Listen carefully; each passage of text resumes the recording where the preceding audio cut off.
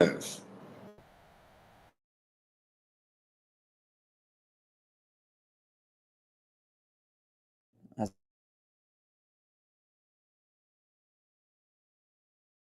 Yeah.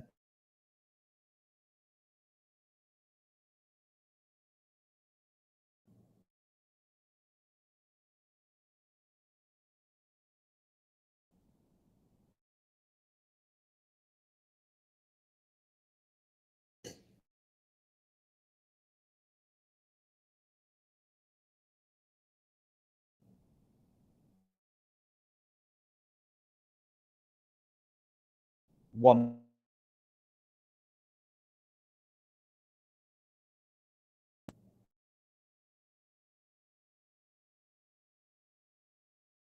Anyone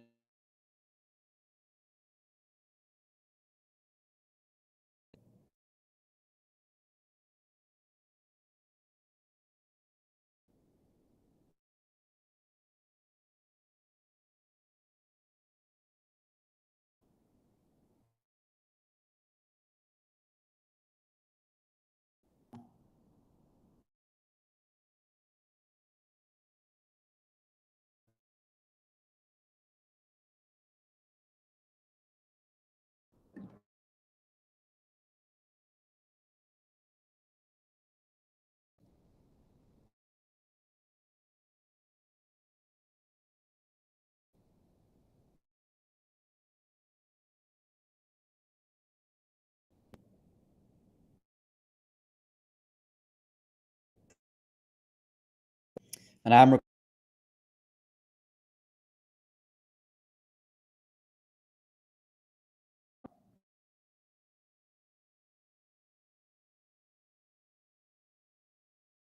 recording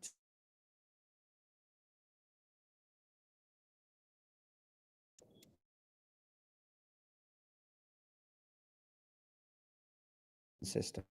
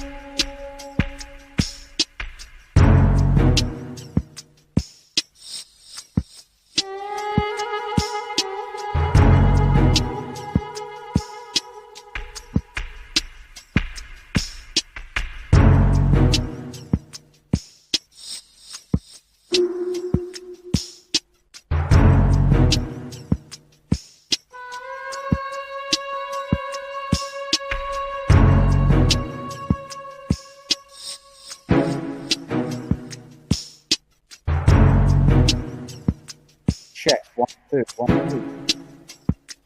Check. Check. 1, 2. Check. 1, 2.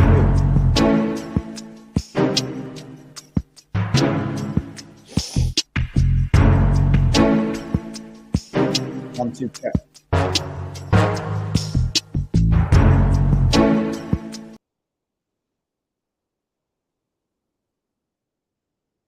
Okay. 1, 2. Check. That should be it. That should be it. I should be able to hear myself now.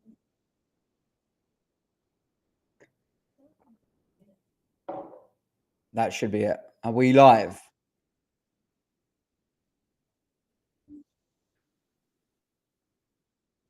Let me know in the chat if you can hear me.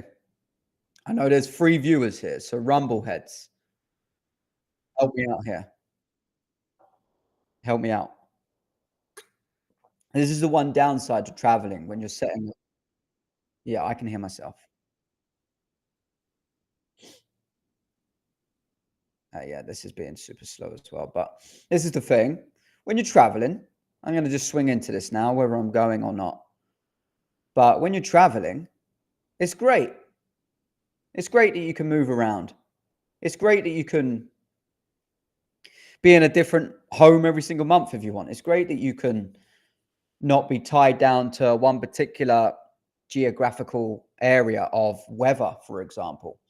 But the downside is if you are working in flow and you lean heavily on systems, then there is latency and adjustment that happens when you're moving around. So this is where I'm at right now. I'm going to give a little bit of update and then I'm going to go into this stream and continue to share more and more stories as I was the week before last.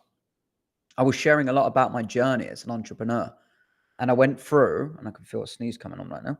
I went through 11 different examples. I didn't get round to the actual catalyst of that stream, which was interesting. So maybe I'll cover that today. But one thing that's been realized from that stream is I've never really spoke about my story. I've not really actually documented too much of it in a format that people can listen to the story, can actually hear me talk about it.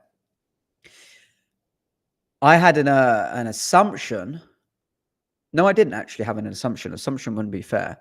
I had an idea in my mind that people would do what I would do if I stumbled across someone. I would look at their social media and I would find out what I could learn about them and what I could understand about them. And that was a belief and opinion I held, that people would do that for me.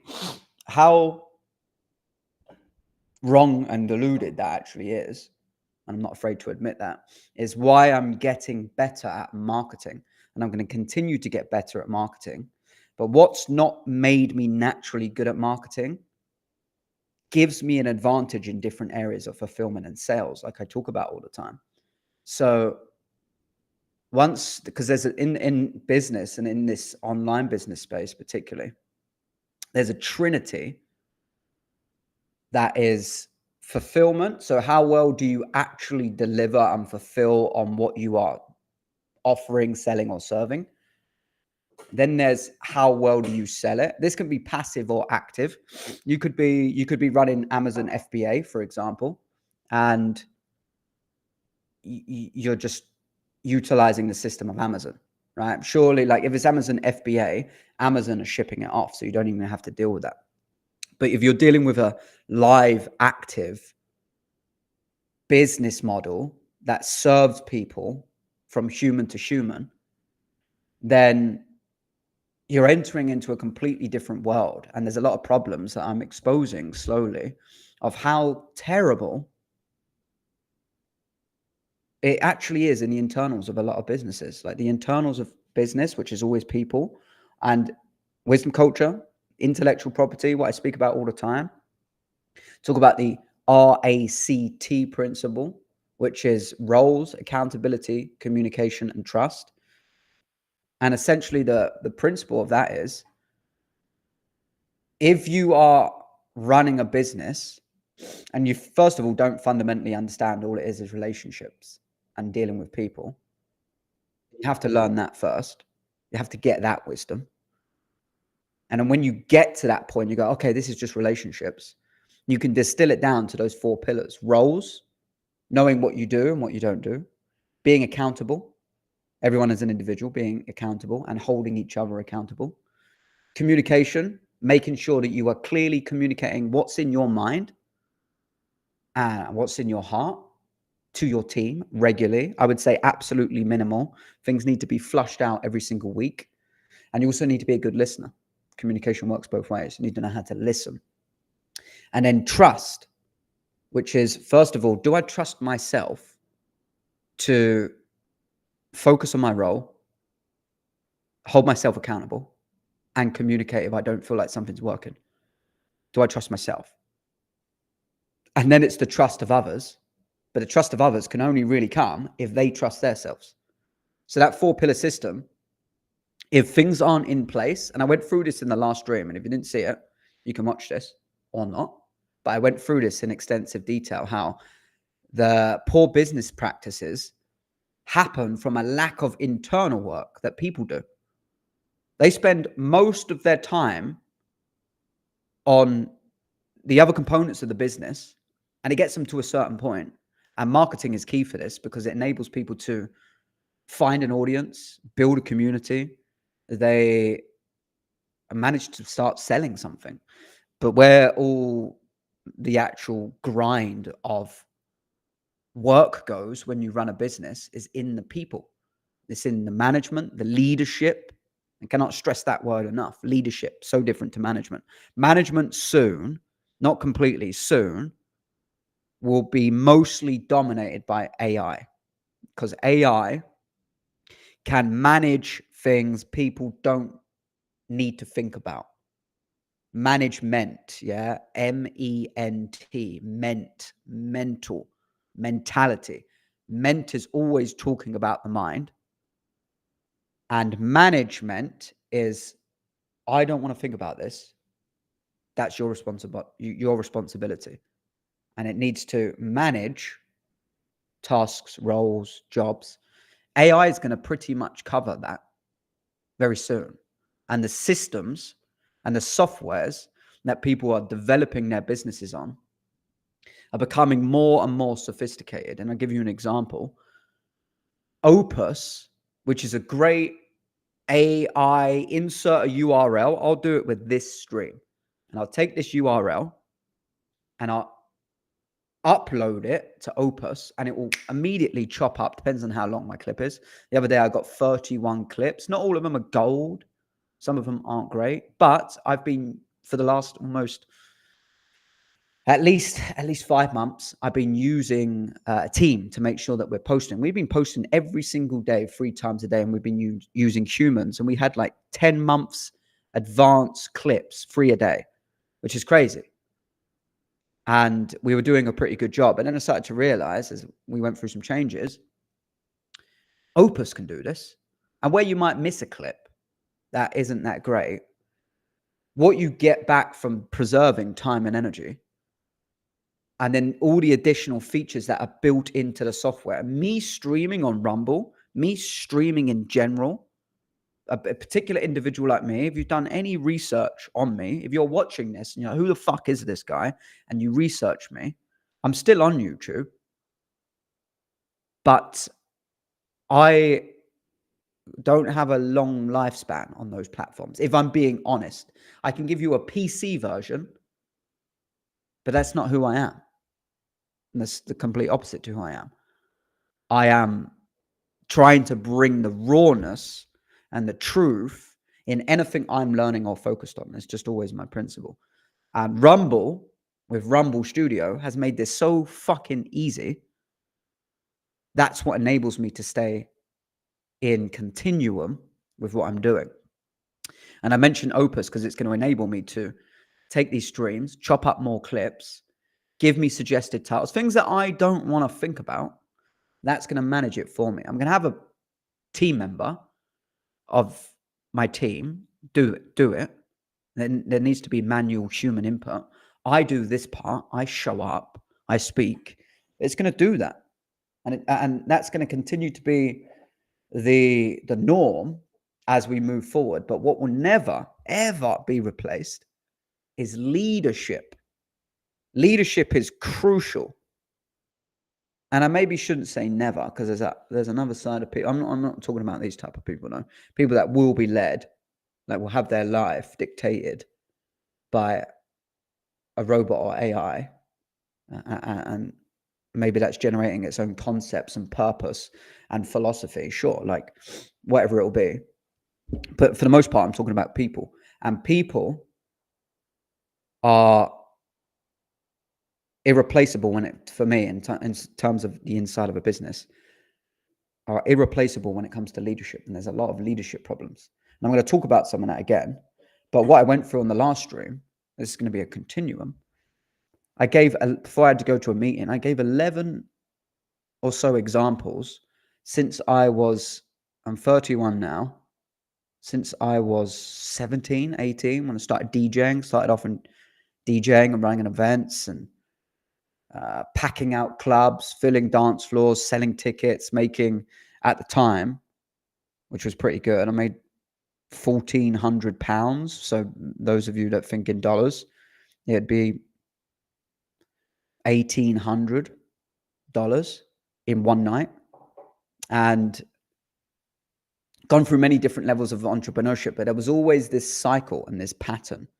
And I was speaking about this to expose and reveal what happens with people that prevents you from continuing to build, me more specifically, continuing to build and scale and work on one thing.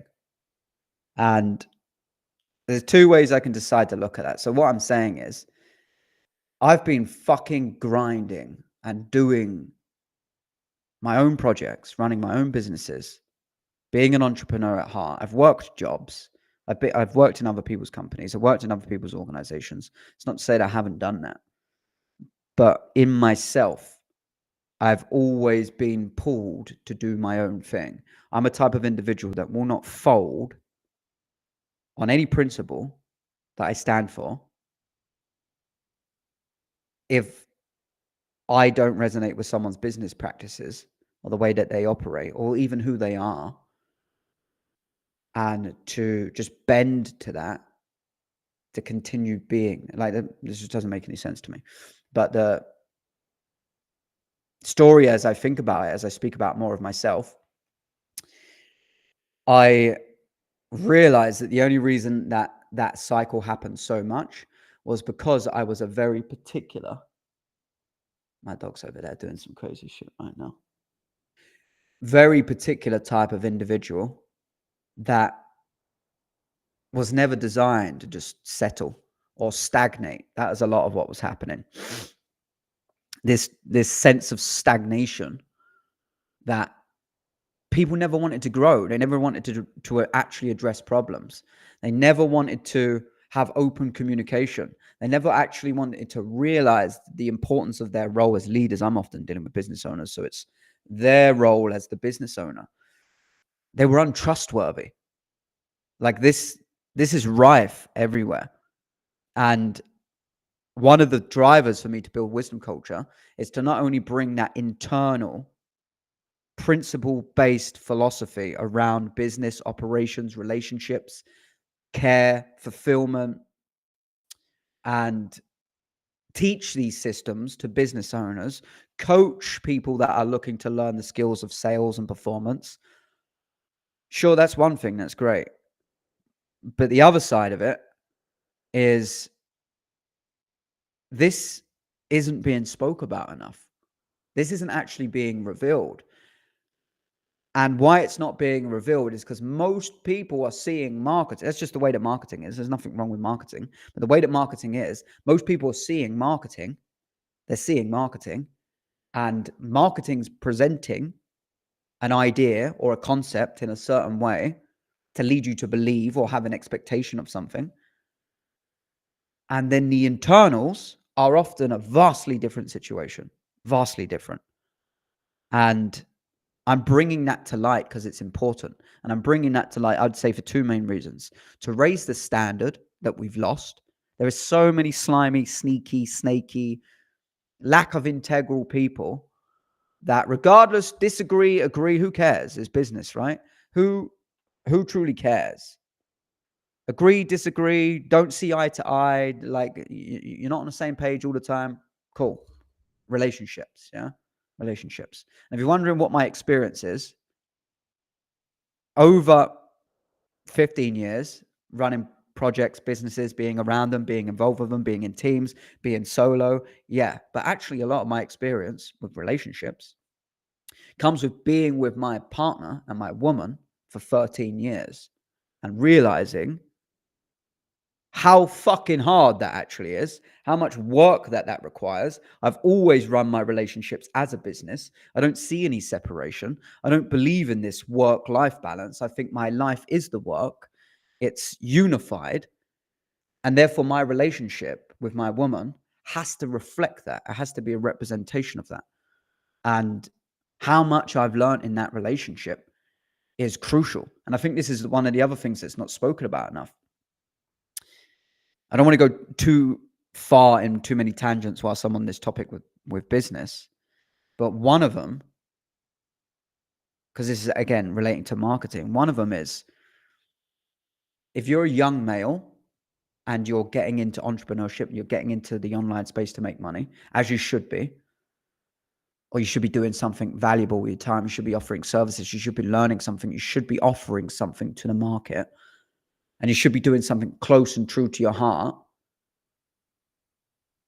That is coming with, and I vouched for the Tates last time on my stream because I fucking love those guys and I really respect what they're doing. But some of the collateral of what comes out of that is the mentality of girls, cigars, Lambos, and a lot of them are missing the actual business internals. And they're really fucking like poorly educated because they're focusing on just these other factors of money, marketing, and a lot of the business internals, which actually enables you to scale something that maybe you pass to your grandkids. That's my mentality. Not everyone has to have that. Some people can have a drop shipping store that makes a lot of money for 8 months and then it burns. That's cool. Yeah, I don't have any judgment. I'm a businessman and I'm looking to fucking create scalable businesses that align with concepts and philosophies that are bigger than fucking, hey, yeah, let me fucking and I'm not opposed to selling fucking toothpicks. I'm not opposed to that, but I'm not going to let my legacy be, oh, he sold a lot of toothpicks. Yeah, he fucking made Make good money on Amazon selling toothpicks. Like, what's the fucking reason you're here? Where's your purpose? I'm trying to bring that awareness back to the space. And anyone that's worked with me in close proximity realizes I bring that out of people. I bring that out of the internals. But one of the concepts I want to address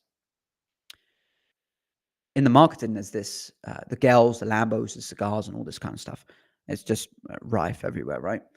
And not everyone's like that, but there is a massive factor, and it's often younger people.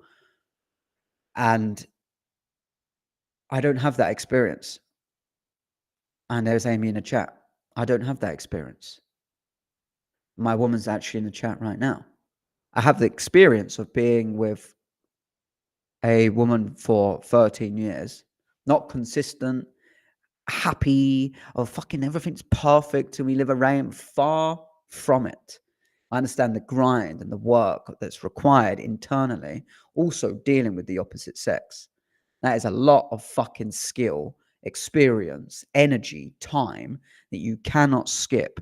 And the point is, if you work on something and you stick at it, and mine's been my relationship, and that's because Amy's never fucked off and left me, because not only because I'm a king and I'm the boss, but because I make it too hard. She can leave if she wants to. She can leave. Like, that sense of security is very attractive. And the absence of me is a way more challenging, difficult life to what sometimes might seem convenient to our mind. But the point is that we worked on it. We worked on it together over 13 years and continue to work on this every week, normally twice a month. Follow the moon cycles if you're dealing with a woman. Twice a month, events happen. And one of the factors that I'm addressing is, if you don't have that experience of working on something, even if it is a female, because you're going to too many girls, or you're running too many different things and you're doing too much other stuff, you never actually get through the blockages, the barriers, the firewalls, the restrictions, the limitations of what's holding you back internally. This is actually spiritual. What's holding you back spiritually and internally, you're being held back because every single time you get to that firewall, that blockade, that limit, you move on to something else rather than going through it and learning from that process. And if you haven't done that, you won't have the internal understanding and the skills and the character of what it takes for you to continue to work on something, scale it, build it, develop it.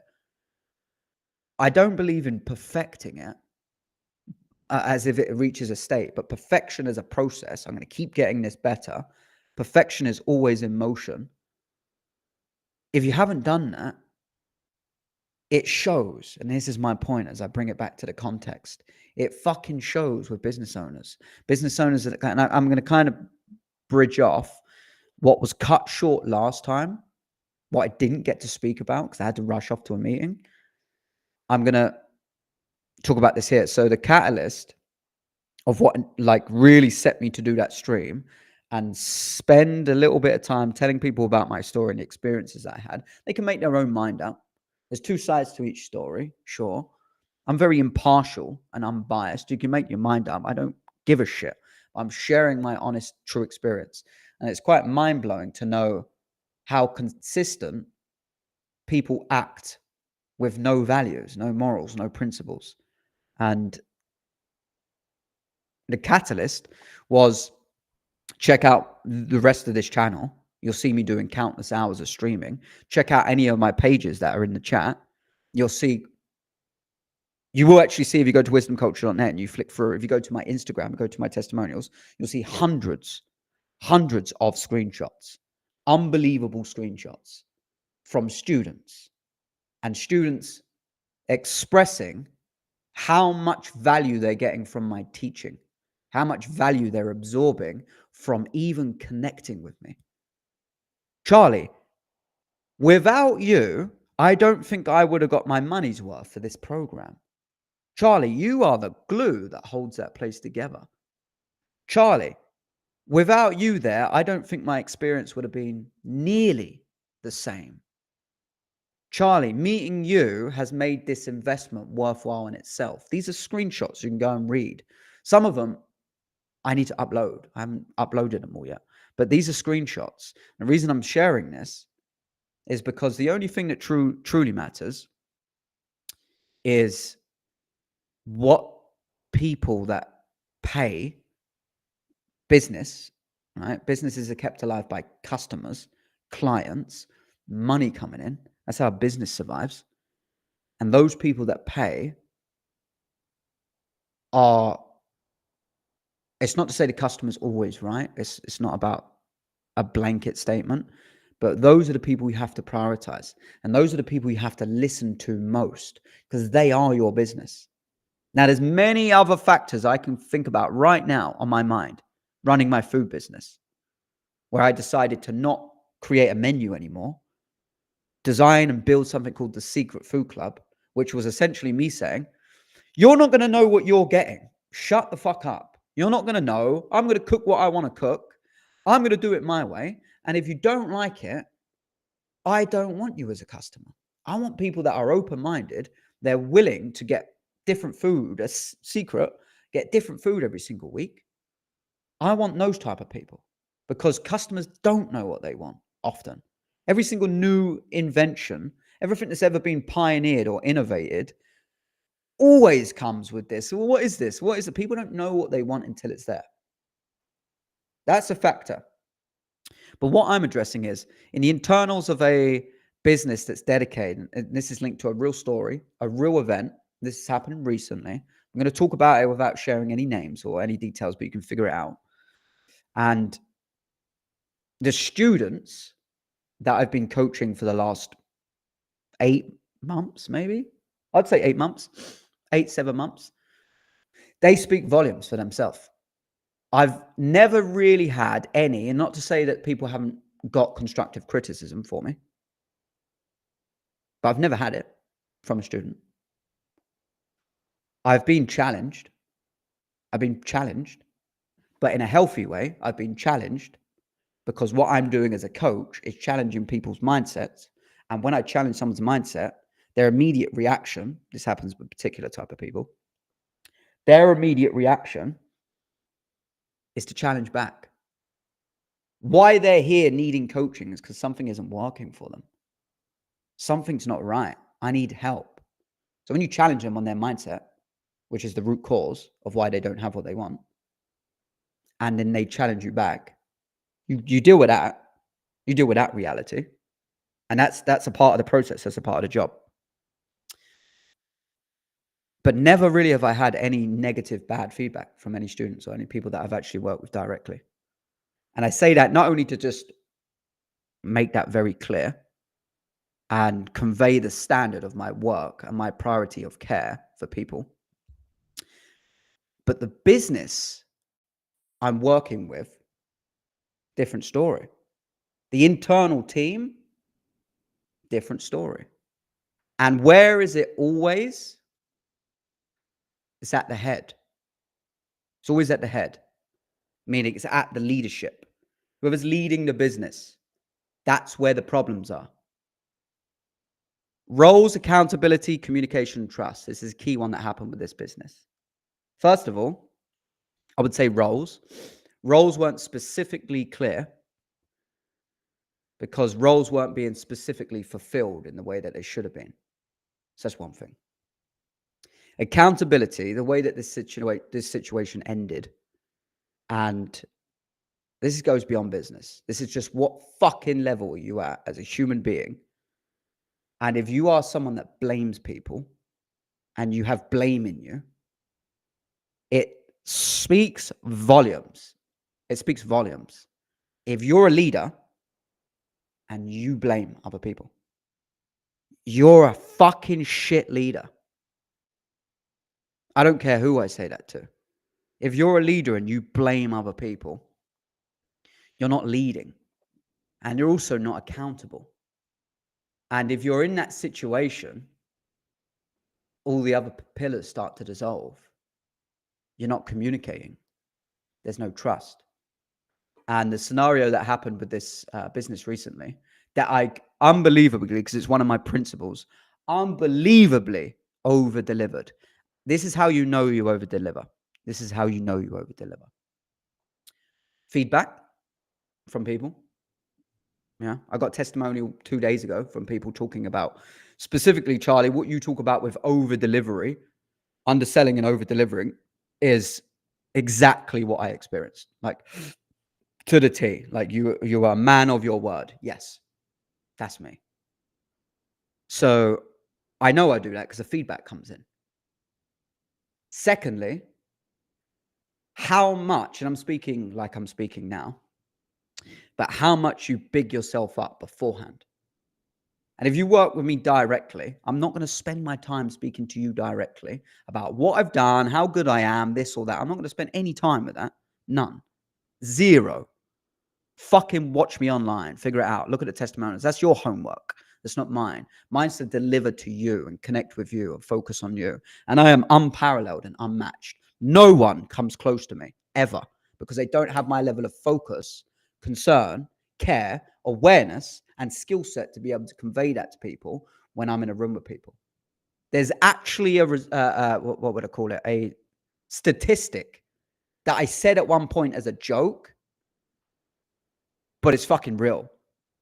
1 in 3 women will cry around me. They will just start crying.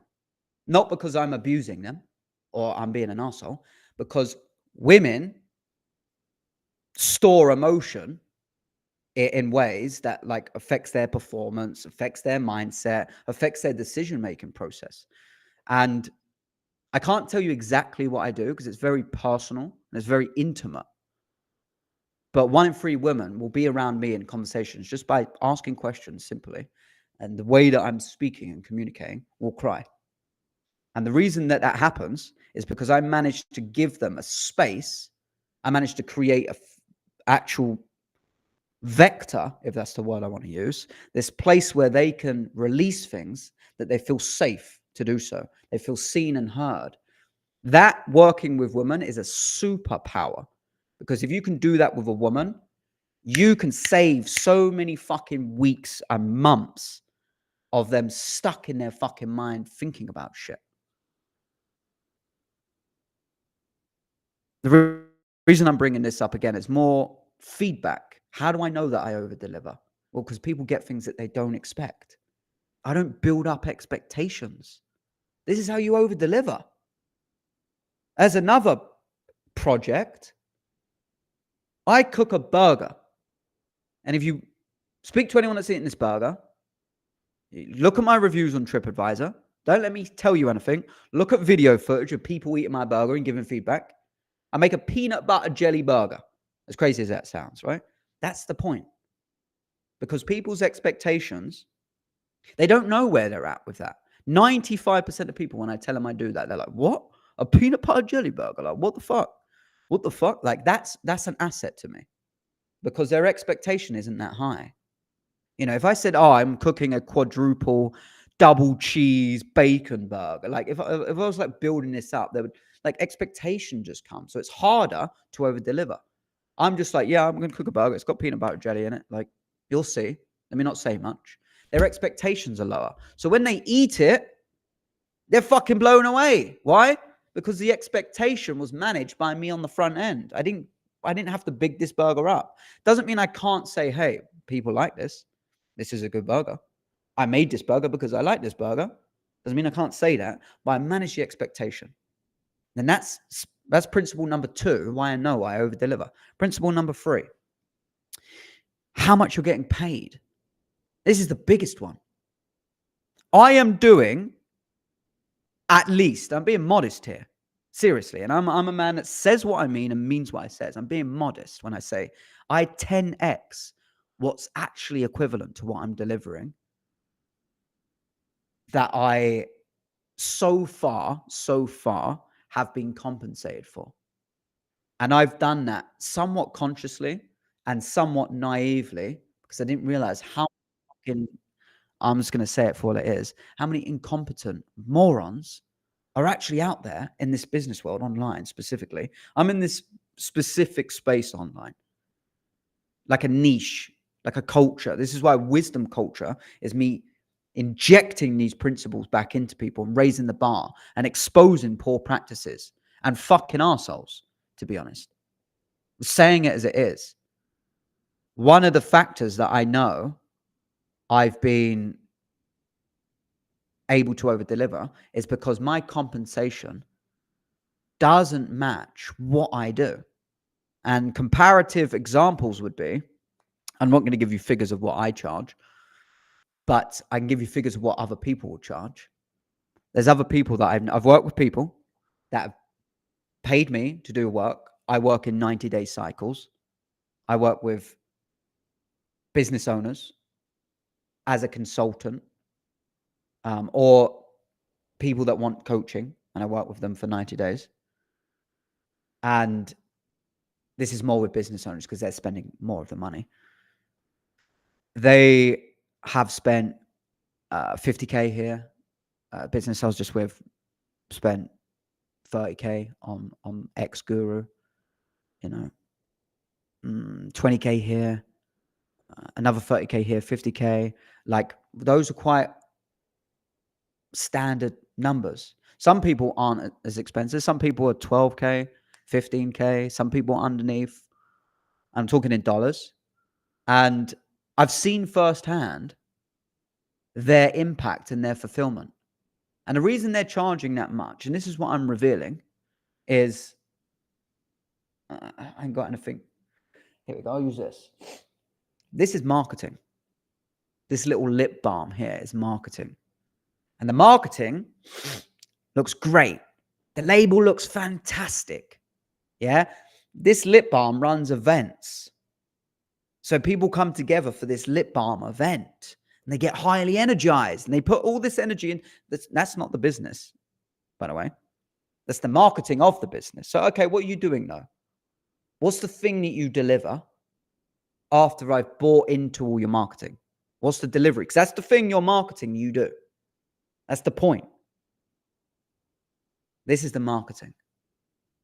And where all the energy is spent on marketing, their fulfillment naturally, and this isn't with everyone, it's with a lot of people, their fulfillment is like, and it's the principle, instead of me operating through my principle of undersell, let me undersell it and I'll over deliver on it. There's going to be a different nature of me in these streams because I'm speaking to no one essentially, but I'm speaking to everyone. When I'm speaking to a person individually, and I tell you specifically, I actually don't tell you anything, but I share with you explicitly and exclusively for you in your personal situation, how we could potentially work. When I do that, it's way different. But for the nature of this stream, I'm always underselling so I can over deliver. And the opposite is oversell. And even if their business is okay, even if their fulfillment was okay, it's always under-delivered because you don't actually move the needle or you don't actually get a result. And it is definitely not correlative to who's in the chat. Why did I just see Charlie the Goat?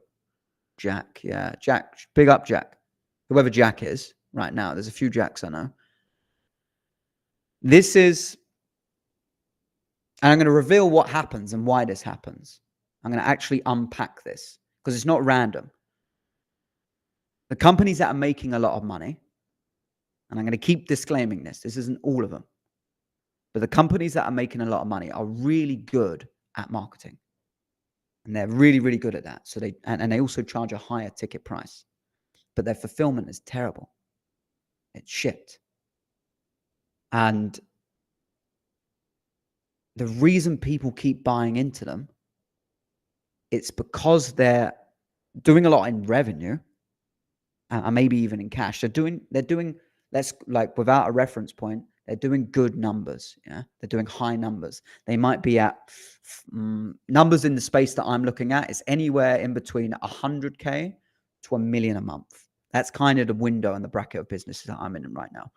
100K to $1 million a month. And they're around and they're doing that. and then you see the impact of their actual service delivery. And out of 10, being honest, four, at a stretch, catch me in a different mood, a 5. But terrible. And the reason that they're making more money is because their marketing is better. And because a lot of people fall for this is like the nature of what it is. You buy into them because you're like, well, they're doing a lot of money. Well, a lot of people know about them. Well, it looks really good on the outside. And you're never ever seeing truly the fulfillment. Truly. And this is what you want to look for. Let me give you some tangibles.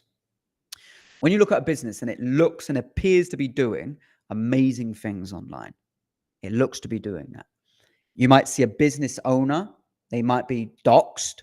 Is a word I learned through that crypto space. Doxed, like they're actually public. So there's a business owner. There's normally a face. There's a lot of those people that I've worked with.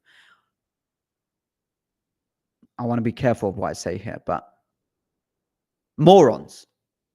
I'm going to tell you what I was going to say. I was going to say scum. Scum might be a bit of a stretch. It might be a little bit of a stretch, but it's not far off because of the lack of principles, integrity, honesty, and internal work these people have done on themselves. They care about grabbing money. They care about marketing a lot so they can get more money, but their service delivery is shit. And if you watch the last stream, you'll hear 11 examples of that. 11. Some of them, as I was rushing near the end, some of them I didn't nearly get to break down as much. But there's a business that I was in the sales team, and they were doing $1 million a month. They had hit $1 million a month. We was developing a new sales team to hit another season. And then I started ringing people that was supposedly leads. And this is all sales talk. If you're not familiar with this, just figure it out. Phoning leads that actually happened to be clients that had invested the year before, minimal buy-in price, minimal, 49,000. This is what I'm saying, 49,000. And I rung and I spoke to 3 of them in total. And that was me not doing too many dials, because as soon as I heard the first person, when I first stumbled across this, and this is what they said. Hey, am I speaking to, this can be a fake name. Am I speaking to Joanne? Yeah, who's this? Oh, this is Charlie from company. Oh, hi, Charlie. How are you? Me, like, this is interesting. This isn't a normal type of response. I'm doing great. How are you doing? Yeah, I'm really glad you phoned me, actually, Charlie. Oh, yeah? Yeah, why is that? I'm thinking right now. Oh, there's something's different here. This isn't a lead that's like gave their name and email to find out about this business. This is someone different. Yeah, Charlie, I'm actually already in the program. Oh, yeah? Oh, how's that been for you? Tell me about it. Why am I asking that question? Because I want to know. What's it? Because I don't know too much about the fulfillment of the business. This is me coming into the space quite early on. I don't know too much about the fulfillment. I just trust in it. Marketing looked great. I was literally saying to the other team members on the sales team, fucking hell, boys, if I start making enough money here, I'll buy into this. It was a done for you Amazon program. Invest 49K and we'll build you a store. We'll do everything for you. It's basically 99% done for you. And what we'll do is we'll give you passive income of around 30K a month. That's what you can expect. Yeah, that was what was being pitched at. Bronze package. Silver package was like 80 grand, over 100 grand for a gold package. And the only difference is they're doing more inside and you get more profit. That's the idea, right? So I'm speaking to Joanne, who I'm speaking to, and I'm like, tell me about it. How's it going? She goes, not great, actually. Yeah, I signed up to the program last Black Friday, which would have been a year ago. This was October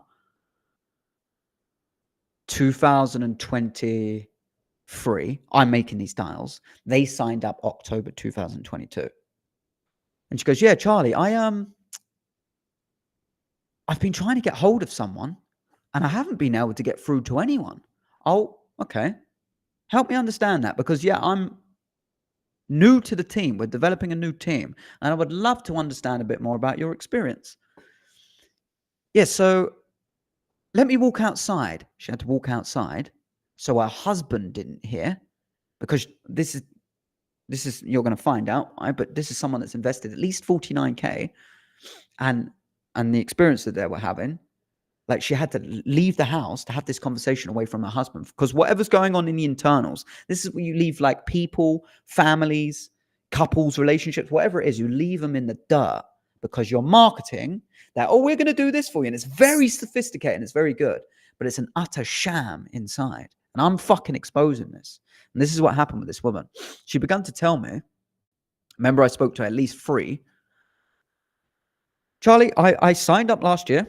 Big promises, great team, went in, thought it was great. Everything sounded great. You know, the CEO, I'm not going to mention his name, CEO was very convincing, said he'd be there for us. And Charlie, quite honestly, first couple of months we was told, you know, things are in motion, we're building things up. It's been a year and I've not seen anything, Charlie. I've not made a penny. And do you know what, Charlie? I haven't been able to get hold of anyone for the last 4 months. My heart sinks into my stomach. And I'm sat there going, oh my God. Because I'm a ethical businessman. To my own detriment at times, not to God, because God will favor me. But to my fucking bank account at times, yeah. Like too ethical. Like, I'm not even going to get into the weeds of that. But like, complete opposite is happening here. Let's take people's money. Because we got marketing. We got a good idea on paper. She began to break this down for me. And she told me, basically, we haven't had any contact. And when I say we, because I wasn't getting contact, the company accidentally sent an email out and didn't BCC everyone. So everyone's emails were shared. And the clients took it upon themselves. That's how crazy this is. The clients took it upon themselves to create a Discord group so they could all communicate to find out if anyone else was getting fulfilled. And there was at least 30 of them. Where are my phone's recording right now. Do the math. 30 times at least 50K, you call it. Right? What is that? 5, 10, 15. What is that? 100. What is that? 1.5 million? 1.5 million? I'm not the greatest at maths. That's what they're earning off, like, just those 30 people alone. And I spoke to 3 people that told me the same story. And I think I might have touched this at the end of the last stream, but I'm talking about it now anyway. So this oversell, completely underdeliver. People talk about them as scams. This is why sales get such a bad rep. This is another thing I'm doing. I'm writing a book this week. I'm going to have this book drafted this week. It's going to be a very easy, digestible read. It's going to be about sales. I'm coming up with a few tiles. Got a few ideas. If you're watching and you're in the chat, let me know what you think about this idea. What the fuck is sales? Is a tile I'm thinking of. Like, WTF is sales? Because if you're in sales, you realize that there's always a natural resistance with people because they think you're trying to pressure them into buying something. That's actually happening a lot, sure. But sales is, on the polar opposite of the positive, ethical side, is the greatest asset to a business and a client, because those sales professionals with ethics, principles, and morals are unbelievable at taking people from interested to involved and taking action on the decisions for what they want. That's a very powerful, empowering skill. And sales is not what people think it is. Wolf of Wall Street was another thing I mentioned. That's always brought up.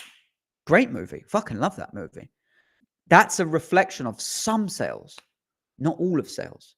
And I'm broadening that scope so people understand it. But nonetheless, I'm in this business and I see the internals of this business again. And if you go to the other stream, you watch my story, it's unbelievable. Every single time, some bullshit. And I called that CEO out. I called him out in front of the whole team. I was the only one to actually. I was the only one to actually go, guys, we can't fucking sell this for one. I've said to my other teammates, are you getting phone calls like this? And they're like, yeah, I got a couple. I'm like, guys, how the fuck are we going to sell this? Seriously, how are we going to sell this if what we're selling doesn't exist for people. It's not happening. It took a little while for people to pay attention to what I was saying. They were pulled up, little alibi. Oh yeah, a few people didn't get what they should have been turned away or DQ'd, but they were sold, blah, blah, blah. It ended up being all bullshit. Had a meeting with the CEO, called him out. Fucking kid, yeah? Fucking kid. I don't give a fuck. I need to be careful what I say on stream, but putting it politely, that's a cunt that gets a slap in real life. He gets slapped. And he gets slapped because he's bullshitting a room full of people, but we're on fucking Zoom. So no one can do anything. But listen to this guy talk shit. Oh, we are doing a great job. No, we've really made the changes. We've really done this. He was bullshitting himself. And that's what I said to him. I said, if I'm being honest with you, fair play to you that you've come here. But what it seems to me is you spoke for the last 45 minutes and you spoke a load of vegetables. This is my quote. You spoke a load of vegetables and I heard no meat. It was like no substance to what you said. And if I'm honest with you, I think what you're doing is bullshitting yourself. And I say this because other people might know about it. They might sense it. And that's what came out of the team later on. They were like, Charlie, I knew something was off. I'm really glad you addressed it. Again, the team said to me, that guy can fucking hate me all he likes. Yeah, because I called him out in a room. But the team were like, Charlie, I'm so glad you called that out. But I was sat there thinking, this cunt's trying to, first of all, I'm dealing with the human beings that he's fucking missold and taking their money. And he's marketing himself on Instagram in his fucking plane, in his pool house, and he's this and he's that.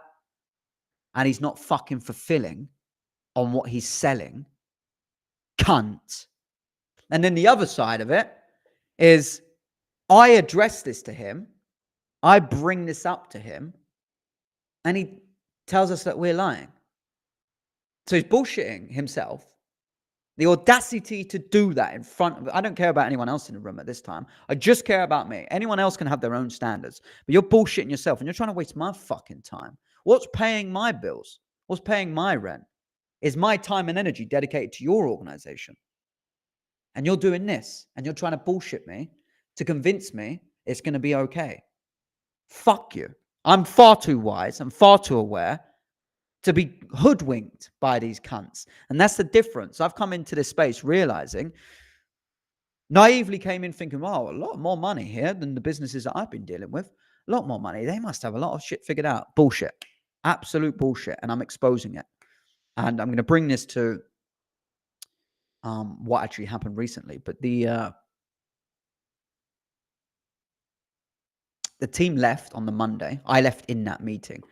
He was like, look, if anyone doesn't want to be here, leave now. Make yourself known.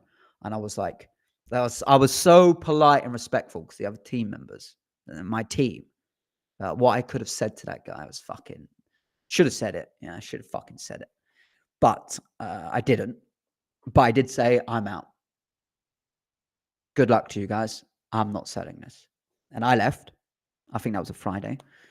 And they were all like, oh, we're going to find out because he's going to put some resources together. He's really going to encourage us. And we're going to find out on Monday that, we're going to work things out and blah, blah, blah. And I'm like, yeah, I'm allowed to be smug when you fucking know what happens. Monday, they pull the plug. What starts to happen? The boys start to do the other due diligence and do their own research on the company. Fake screenshots, fake testimonials, fake reviews. Disgusting. And here's the sad thing. Someone got a phone call from me and some of the other boys. They got a phone call from Charlie. And I really care. And I phoned them and I said, look, I can't promise you nothing, but I'll do everything in my power to keep you updated. I'm going to go back to the team and try to get some clarity for you. I had to say that to like 3 people. Before I couldn't pick up the phones. And then Charlie doesn't exist to them again. Where's that Charlie guy? I think about that. Where's that Charlie guy? Charlie was really good. What happened? What those clients will never know, and God knows what's going on with them now. And this is the interesting thing, because it was such a large amount of money. There was a vibe in all of them. It was very interesting. None of them were really some of them were upset, but they weren't really complaining, moaning. They weren't aggressive or rude to me. Because what I felt was They were so like blessed to have someone phone them from the company. Even if I had no clue what was going on at the time, I had phoned them from the company and they were hearing a voice. They were like, oh, this is progress. I can't scare this individual away because I've invested 49K into this and I'm in my right mind to believe I'm never going to see that again. But what can I really do? Do I write it off or do I try to see out this process? It's a very damaging experience for someone to go through. And that's one. That's one. There's only so much I can go through, obviously. But I hear about this because I was coaching. Be fair, like maybe like 100 different people during that stretch of coaching that I did. Maybe 100 different people I come into contact with. And not all of them are having bad experiences. And it's nothing like that. It's not like all bad. But a lot of them not having great experiences. And to my standard and to what I do, I started to really realize this market needs me more than I need this fucking market. Because there's no, again, marketing's great. Oh, things look great online. Yeah. Inside, your business is going to be a reflection of the people. And if the people haven't done internal work, they haven't actually gone through the experience, they don't have the wisdom, then your company is going to reflect in some way. And that's what I'm changing. I'm almost like, if you understand anything about health, you understand everyone's gut is, not everyone. If you look after yourself, it ain't. But people that eat what's given to you in supermarkets, constantly eat fast food, never fast, don't understand what bone broth is, don't understand about gut bacteria, hormone production, blah, blah, blah, blah, health talk, their gut will be in bits. They're like, maybe they've taken antibiotics. They just take antibiotics for fun. Yeah. Fucking hospitals will give them out like candy. And you've got fucked gut biome. I'm like the individual in a business. The gut and the unhealthy gut would be the internals of the business. I come in and rebalance and reinvigorate the life, the healthy bacteria, the gut balance, the acidity level of the business inside. And you never see someone's gut. This is the thing with my work. You never see anyone's gut. What do you see? You see skin, mood, energy, hair. You see all the other factors of a healthy gut. Well, when I work on the internals of a business, you'll see it in the people, for one. But if you experience the business, you experience the betterment of the business for the internals being fixed. But you can't go on one gut cleanse and it's figured out. It's constant, continuous cultivation. And that's one of the biggest problems in any relationship, because you have to continue to grow with each other. So the most I can do is install sustainable systems and principles, which is what I teach and install into businesses, that as long as you adhere to those principles and these teachings and this system that I've set up, you won't have the problems that you had before that I fixed when I came here. You won't have those. But what often happens is sometimes you don't continue to work with each other. It doesn't make sense to stay together forever. But the business owners fail to maintain it for whatever reason, or the businesses are going through different periods of novelty and growth, and they don't have the same level of awareness of how to prevent those, I would call them growing problems, scaling problems, how to prevent those from happening, because you don't have like someone like me constantly in the team. And my solution to this is actually my B2B offer. I've like come up with a solution for the market with this. You can go to wisdomculture.biz and see what I'm doing. But essentially, you have two separate cultures. I focus on sales, but I work with business owners. But the sales department is completely separate to the business. So the business owner only has to focus on marketing and fulfillment. This is a qualification process that I would go through with a business owner to make sure that they have that. But I will manage completely. 100% hands off for the business owner. I will manage the sales department so we can do what we do, work at our pace, work within our culture, and they can do what they do.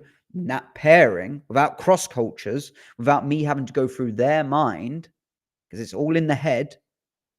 Leadership, it's all in the head. Where do we lead from? We lead from here. It's all in the head of the company.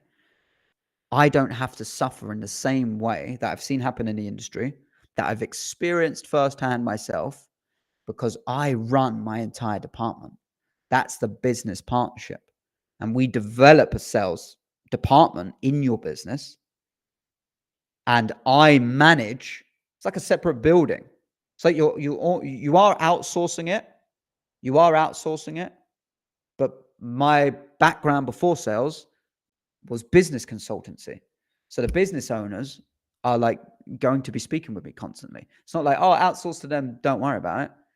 It's like, hey, we're going to talk constantly and communicate where it's needed, RACT, so we can scale the company together and ultimately deliver more for clients and earn more money for the business.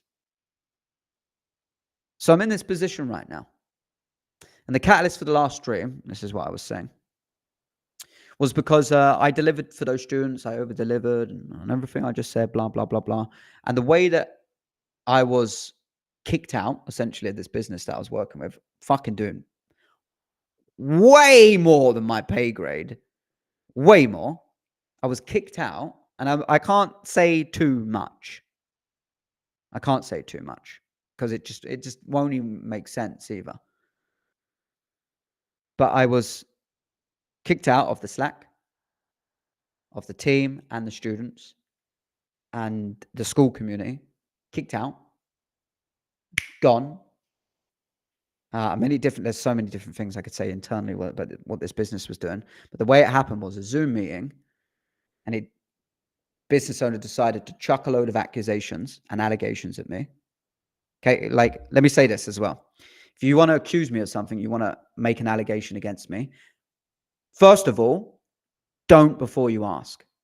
Yeah? I can't tell you nothing. If you want to be a mature grown-up and you want to be wise, if you want to be a mature grown-up and you want to be wise, always ask. Always ask.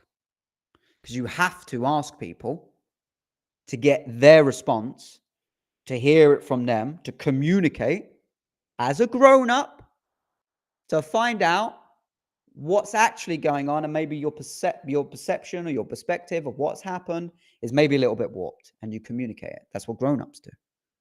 That's what people will do if you're developing. No, none of that.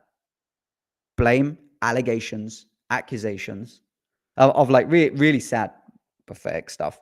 But the point I'm making is, on Zoom, didn't get a chance to communicate, left the Zoom. This conversation's over, Charlie. Left the Zoom. I was left to speak to a note taker. That's how real it is. I was like, all right, well, if you're going to leave the room and you're not going to talk, even just from a point of man to man, and that's what you do. You're a business leader. You're blaming, like completely in a complete state of delusion also. But you're blaming, you're accusing, you're making allegations towards me. Right? So you're fucking crossing a line anyway, as it is. And then you scurry off to not even communicate. And it makes no sense. And I know this and shout out to all the students that I have been able to work with. Shout out all of you guys, because you all fucking know. If you work with Charlie, you know. I've got too much love to give. I've got too much fucking love, care, passion, integrity. I've got too much, and that's what you feel from me. And that's the difference. And this is why the overwhelming amount of positive screenshots I got. But you left the students in shit. Yeah, by the way, I'd already handed my notice in to this company. This is another thing. It was my time to leave. I'd already handed my notice in. And the notice period, a lot of people don't even do that. The notice period was because I don't leave anyone. But first of all, I'm not just going to leave the students. That I'm basically the business now. I'm essentially the business. I'm a large part of it because I'm the coaching element of it. And the team. And there's loads of little things I could say. I don't think it's worth going into too much detail, unless anyone in the chat convinces me and people are listening. They're like, say something. But generally, like, just poor practice again. Poor practice, like to leave a Zoom room and kick me out of everything, which fucks over your fulfillment and your students. And your students are baffled. Your students are upset.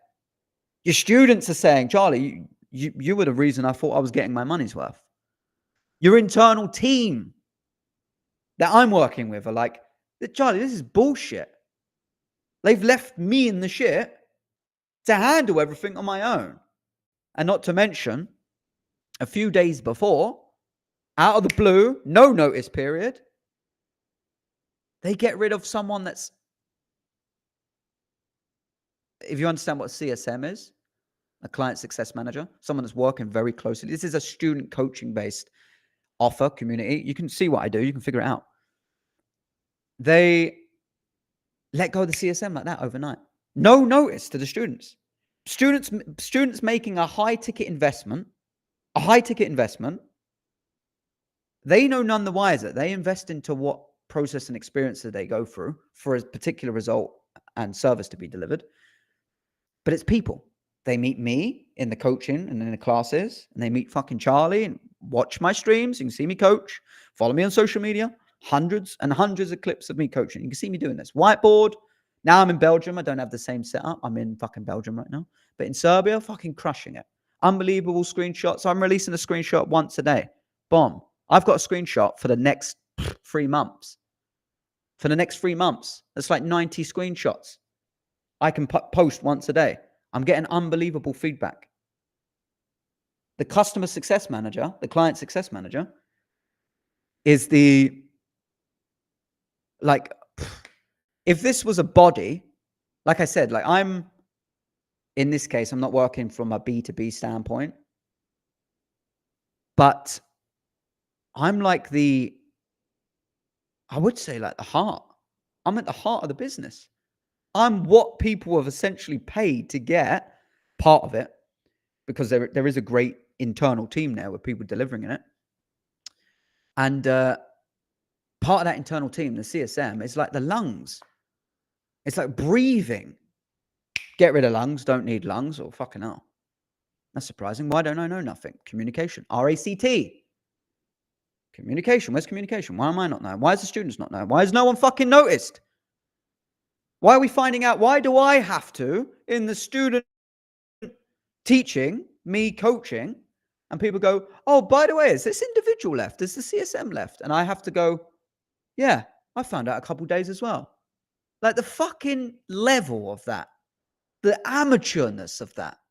I don't care what you do as a business. If you're like this, like for whatever reason, we don't need this individual anymore. Notice period.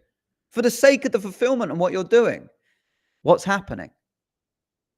Leadership. Undeveloped people, quite frankly, too young, too immature, haven't made enough mistakes, making big mistakes. And the irony of it is, if this guy sees this footage, I hope he sees it, because we'll see each other and you'll see what different frequency of a human being I am.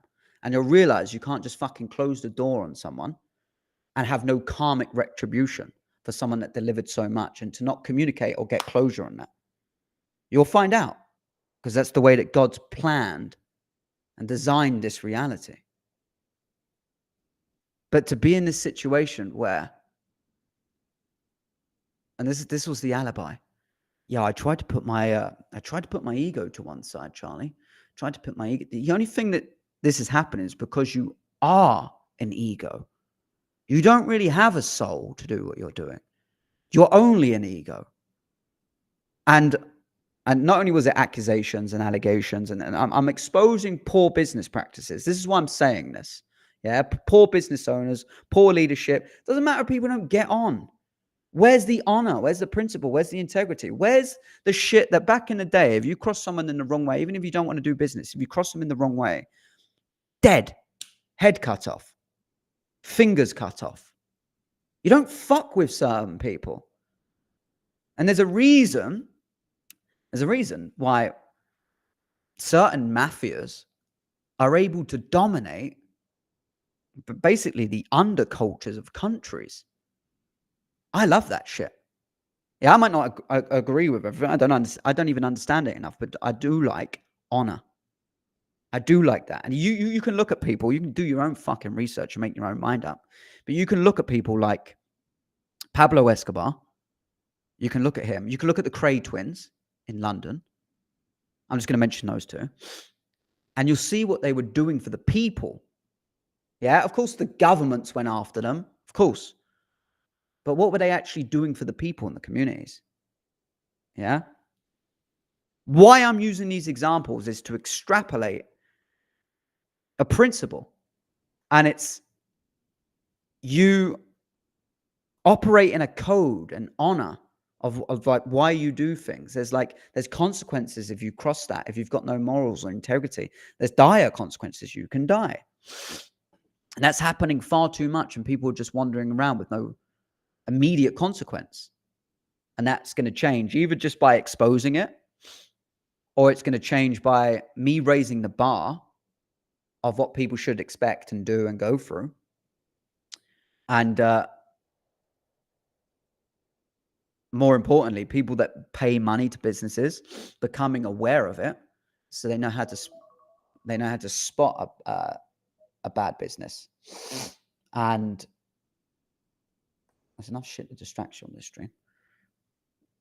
And yeah, that's like one of my purposes. That's why I'm fucking here in this space. One of the reasons.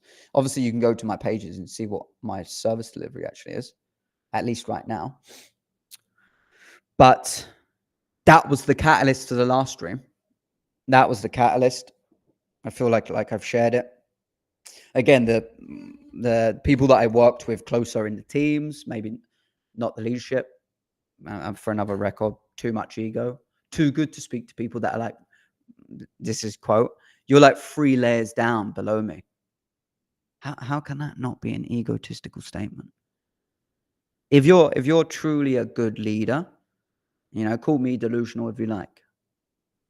But if you own a fucking hotel building, you're the owner of a massive hotel in a capital city, and you don't respect the opinion of cleaners, janitors, chefs, people that are like seen as the lower jobs, the secretaries, seen as lower, like, oh, these are just, if you see that, I bet you have high attrition rates, meaning people always coming and going for your company because they don't like to work there. And which would be affecting many different factors of business, including money. But your culture internally is fucked. And a crazy thing is, the allegations and accusations were the fact that I was damaging, in some way, the internal culture. And I find it unbelievably ignorant, crazy ignorant to not listen to your students, not pay attention to any other staff members, to not even communicate and talk with me. But you do that, and that's what happens. So what's the point of this, Charlie? Why am I sharing this? I'll tell you exactly why. No one just does things randomly. People will either do it because they think there's something to gain. I'm going to get this from that. Nothing wrong with that. I'm driven by purpose. I have a fucking purpose. And when events like this happen, it gives me more and more purpose to bring such higher standards. And I'm not shying away from how I want to articulate and communicate now. That I don't care how old you are. You can be twice my age. You can still be a kid. You can be a kid because you don't understand actual internal work. And I'm not saying I know too many people that are double my age, but I'm trying to make the point that this isn't about age. There's very young people that are very respectful in different cultures. I found that a lot in Serbia. In Serbia, there's just something about what I could feel from. I didn't interface or fucking interact with a load of different young people, but there was just kids that just had respect. There was a sense of respect there. It was in the culture. You go to the UK, fucking different story. No respect. Disrespectful little cunts in the UK. Yeah, little shits. So it's not age. It's not always about age, at least anyway. It's way more. And I'm calling out the lack of development that people have done. And to bring in that marketing side, you've only got, this is a formula, one of the main formulas that I teach, time plus energy equals result. So you've only got X amount of time and however much energy you want to cultivate. And that's a different conversation all itself, but you can have, like, it would be hard to match my energy, put it that way. Like, you have to really live in the way that I do to match my energy and the way that I can flow and basically go through the day. If I'm focused on something, nothing gets in my way. If I'm coaching a class, I'm coaching a class. I'm doing nothing else. Don't have all these other problems to go and fix. My life is clean and pure. And I work very hard. Make no mistake about it. I work very hard to maintain that. But what I'm saying is it makes it hard to compete with me energetic wise. And because I also have a lot of time, same thing. So all of my time and energy has made me very good at the things I'm very good at. Fulfillment, delivering on what I do, and selling. The art of converting and working with someone's mind, converting someone from interested to involved so they take action. And there's way more than that to it. Go and watch hours of me coaching. But that's essentially what I'm really good at. What I'm not good at and what I'm getting better at is marketing, and I'm understanding marketing. And I'm like, oh shit, this makes sense why I've got barely any followers. This makes sense why barely anyone knows who the fuck I am. I had a meeting with a woman the other day. Great woman. She goes, something along these lines, but I'm so glad I met you, Charlie. I'm so glad that because it was a referral. I always work off referrals, mostly. I'm so glad that this referral happened and I got to meet you because I never would have known about you. I don't know who you are. And I know exactly what that is. I know exactly that I've met people that are so sick at what they do, but they're not like the head on YouTube when you search them. They're not the first business you think about when you think about their industry, but they're fucking so much better. And it's likely because, it's not always, but it's likely because their time and energy has gone into doing what they actually do. So if you take anything from what I'm saying here today, is be aware of who has really good marketing. Who has fucking really good marketing. And just be aware. Not they're scammers, not they're shammers. I'm not making any black or white statements like that. But be aware because of the formula of time plus energy. If you're dealing with a newer business, a lot of these businesses are newer. This online space where everyone's coming into high ticket sales, essentially, not like it never existed before, but 2020 really opened this up because no one could fucking be in brick and mortar buildings anymore. You know, stay at home. Stay at home. You must stay at home. Garbage. But the industry that I'm talking about, businesses that are doing 100 to $1 million a month, they're all in their infancy. And I know, and I say this very humbly, I know I have to go through a lot of these businesses. I think that's why I'm feeling a gap in this market. I need to go through those. I need to be around people that aren't great, that don't have many principles, so I can solve it and be better and fill the gap. If I went to a higher echelon of businesses that do fucking 50 million a month, I'm out of my league. I'm not afraid to admit that. That's like fucking way out of my league. Way out of my league. I'm not there yet. Otherwise, I'd be there. I have to be here right now, fixing the problems in this bracket of around, it doesn't have to be 100K a month. I'm working with businesses that are at least doing 30K a month right now. So it doesn't have to be 100K a month. But that's the window that I'm working in. And that's my purpose. That's why I do what I do. And when events like this happen, I would be lying if I said it didn't impact me. But I'll tell you the truth by saying it impacts me only positively, because I am a fucking master. I've done this for so long. You have no understanding. I've done this for so long. When I say I've done this, I've gone through cycles of death, and ego death, and change and novelty. I've like been kicked out of group chats, been kicked out of places, being attacked, being told this. Like, my story is what I have to learn to share now. And people can make their own minds up. I have to learn to share this. This is what I've realized. I've been too busy doing it than sharing it. So unmatched fulfillment, unmatched sales, great team leader. Yeah, great at communicating with people, great at working with people, unbelievable at getting people paid on time. No one has to do what I've been doing. If I've had the team on board, and I'm redirecting our marketing budget right now, so that they're not in a direct role right now, but like the last 4 or 5 months, since July, every week I'm paying you this. I don't need to pay you what I'm paying you, because I'm paying them more, but I'm paying you this because I value my team culture, and I want you to see that I recognize value in you. I don't care, and I'm sure they don't mind me sharing this. I don't have to reveal their names, but they're in the Philippines. People go to people in the Philippines because you can fucking charge $2 an hour. You can fucking take advantage of that. That's also smart business. I'm not also against that.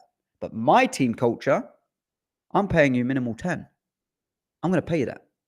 And I'm going to have a budget on my marketing budget, and I'm going to give it to you, because whether you're in the Philippines or not, you're there and you're able to do work. And that team was able to develop 11 months worth of clips, 3 posted a day in advance. That's amazing that we've got all that volume.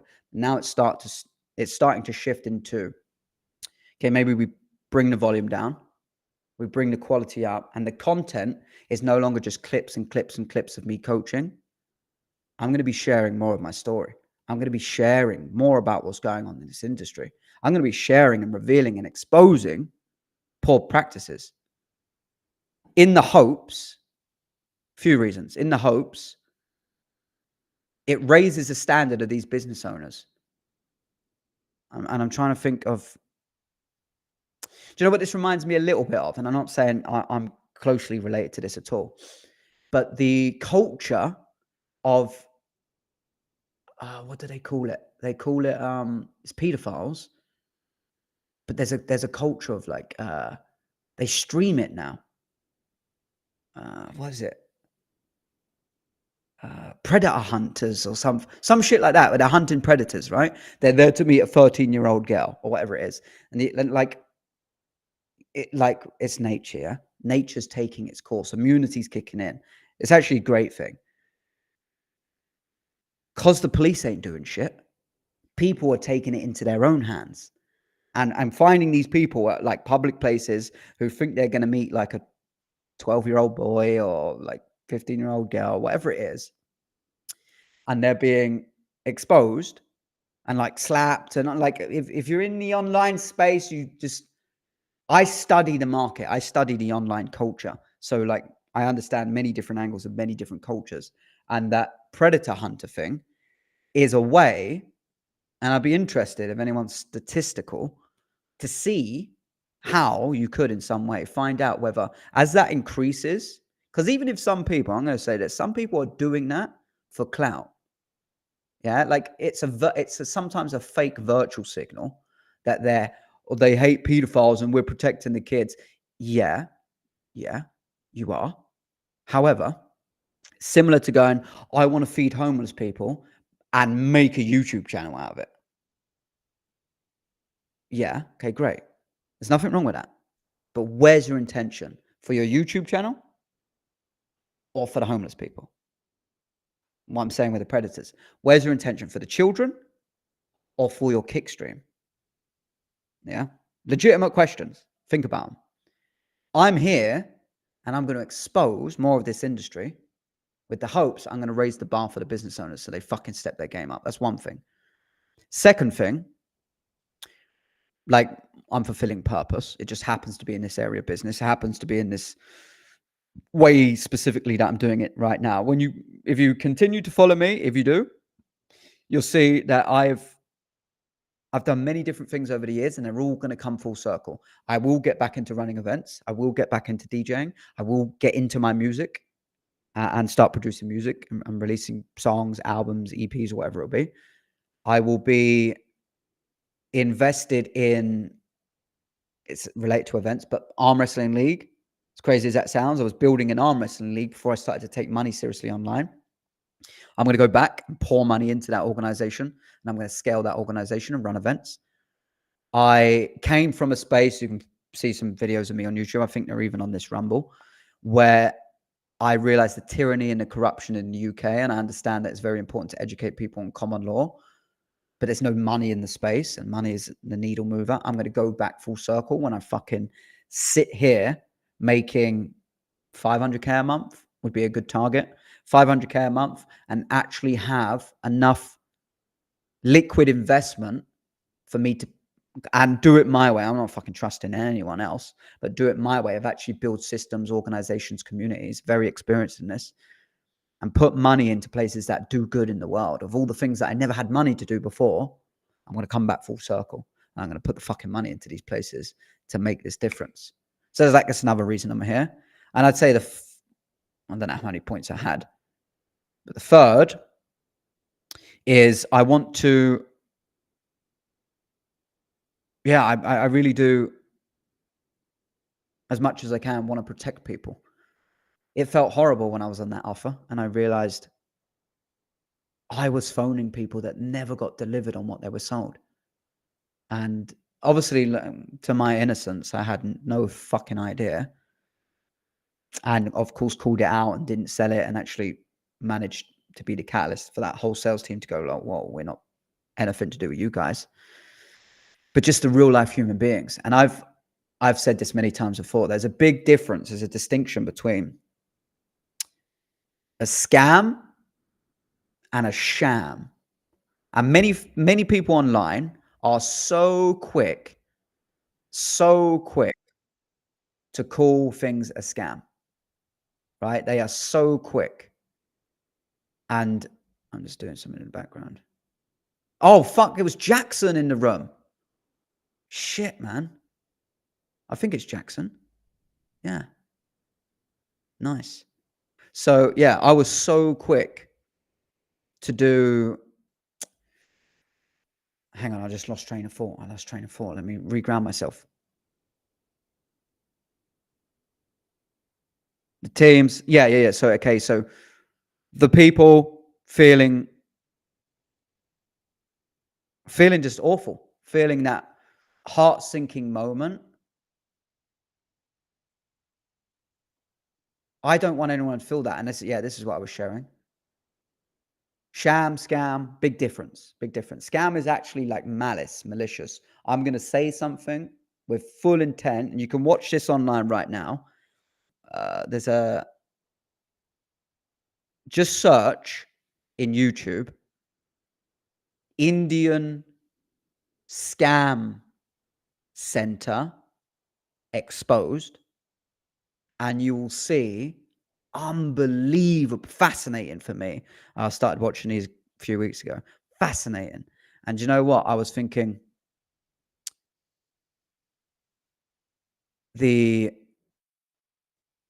basically this YouTube channel, this is what I was thinking. This YouTube channel reveals how like actually it is a scam. It's like malice. They know they're not delivering anything. They know it's all bullshit. And someone, you have to watch this to understand it. So I'm not going to go into all details, but someone has to download software on their computer so Indian scammers can control your computer and take your card details and do things, right? But there's YouTube channels dedicated to revealing and exposing those.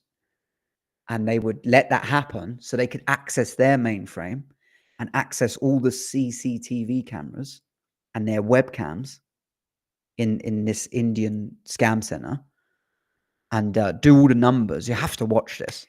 But they was doing the numbers of roughly how much these scam centers were making a month. And they were making, one of them was making 100K a month, scamming innocent people, often older people, that would buy an Alexa, for example, and then go to Google and say, Alexa app. And then the sponsored ad would be basically a scam funnel that older people would go on and not have a clue what they're doing. And then we're making 100K a month. And their packages were like $299 for security systems that never worked, and it was all bullshit. $299. So think about how many people are getting scammed. I got scammed. Me and Amy got scammed before, like actual scammed. Yeah. People want to chuck the word scam out there like it's going out of fucking fashion. Like scam, scam, scam, scam. There's a lot of shams out there. People just don't know what they're doing. They don't have the worst intentions. They just don't know what they're doing. They're learning. A scam is they know what they're doing and they don't give a fuck. And we purchased a car. It's like, it seems very obvious now. This is like 10 years ago. But we purchased a car. My partner got out credit in her stepdad's name to purchase this car that just basically like never arrived. Yeah. And then for obvious sake, don't buy a car you've never seen. But at the time, I remember like she was doing what she was doing, looking at it all like naive, needed a car. Think about the mindset you're in when you're susceptible for a scam. I need something, or I need this. And I remember being like, let me check this thing out first. And all I did was check their website out. And I was like, oh, they've got an official website. Oh, this looks good. And stupidly, fucking didn't think nothing of it. And I didn't realize exactly when she was going to release the funds. But what actually happened was, I think it was like 4,000 something, which is a lot of fucking money. And for us to pull it out of her stepdad's name, obviously you imagine all the dynamics that that's internally. And I was on a driving lesson, interestingly enough. I was on a driving lesson. I was just happened to be telling my driving instructor about it. I was like, yeah, Amy's getting a new car and blah, blah, blah. And I told him the situation. He goes, like, stop the car. And I was like, all right, fucking hell. And he goes, like, what are you talking about, right? Like, we need to talk about this right now. It sounds like a scam, Charlie. And I'm like, what do you mean? He goes, tell me what's happened. And he Googled it. And I'm telling you now, in under 60 seconds, he found a scam page that said, like, basically to the T, what this whole templated system was. Found a scam page that said this was a scam. And he goes, Charlie, you need to phone her right now and make sure she's not sending any money out. And I think she had sent money out that day. And of course, you never see it. And it's really devastating. It was actually really fucking impactful. And I remember the pain and the frustration. I was ready to kill a motherfucker. I don't give a shit. I was ready to kill someone. And I remember watching Amy cry in the car because we had no car, like, that we supposedly paid for. And the reason we needed a car was because the car that we were in was leaking and there was like many different problems to it. So we invested in something that never arrived. We didn't get that car. And we were stuck in this car that was like on its last legs. And she was just crying and I just felt helpless. And I remember that. And I thought, if I was, and a lot of people say this, yeah, a lot of people say this. And I think even at the time, I don't know, I can't recall too much. But now I definitely know. Just to get in the room with those people and just look at their faces, understand who they are, and just allow nature to take over. Yeah, you have to be a very moving further into the future. You have to be a very powerful, dangerous individual. You have to be, and the way that you do that, often, if you do it intelligently and ethically, is you work for it. So you train martial arts, you learn to shoot guns, you build strong connections, you have value in networks where you can. It's no secret. You can go. I don't know anymore. I remember years ago. I'm sure it was like 10K dark web. You can hire a hitman. That's how real it is. 10K, hire a hitman. But the point I'm making is subcultures. I'm very interested in subculture. I'm not in the world that most people live in. Like, oh, the world, social distance. I realize how fucking mad the world is and how real shit it is. So I know how much you have to be prepared for that. And the point I'm making is, if you do work on yourself to become powerful and dangerous, you often control it.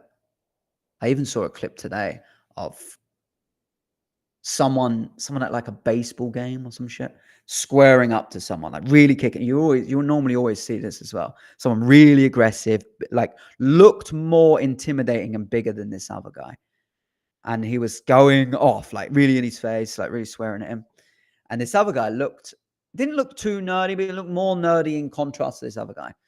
And then the clip shifted to the fact that other guy was a pro boxer and showed clips of him in the ring, fucking people up.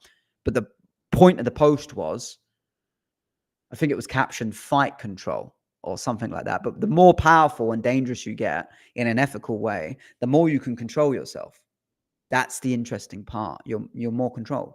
You're more stoic. People that make threats and bold threats and claims often ain't going to do anything. Someone that's going to do something is going to be silent and they're not going to say nothing. And they're just going to be like, all right, we'll see. That's scary.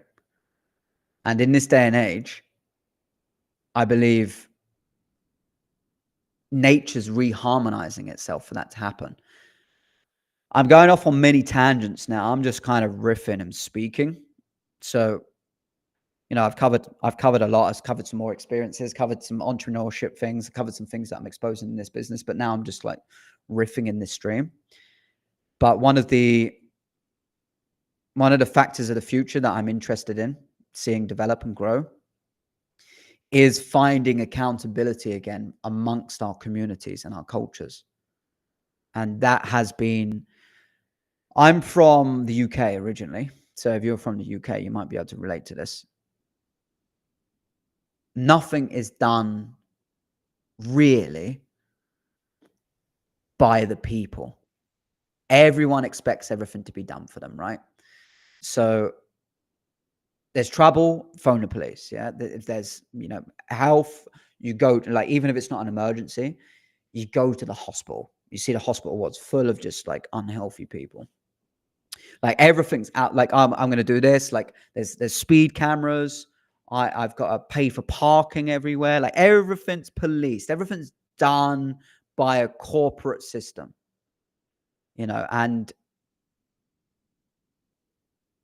even small things. If you're aware of this, if you actually like live a fucking family life and you have a dog and things like that, you'll relate to this. Then you live in a community in an area and people don't pick up their dog shit and stuff like that. Someone else will do it or nothing, because there's no accountability. Like kids fucking shit up in the area. Why? Because it's natural for energy to want to move and express itself. And when the kids are getting fucked over in school, they listen to unbelievably satanic bullshit music. They've got no strong influences in their life. Their energy is going to go somewhere. I wasn't too much of a vandal as much, but I went through those years of like, what else am I going to do at 14 years old, 15? Let me find abandoned factories. Let me just go and do stuff. I never like fuck too much shit up.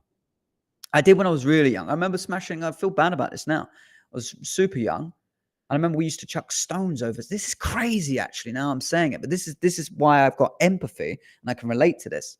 We used to chuck stones over someone's fence in the woods because we knew that there was a greenhouse there and we'd smash the greenhouse.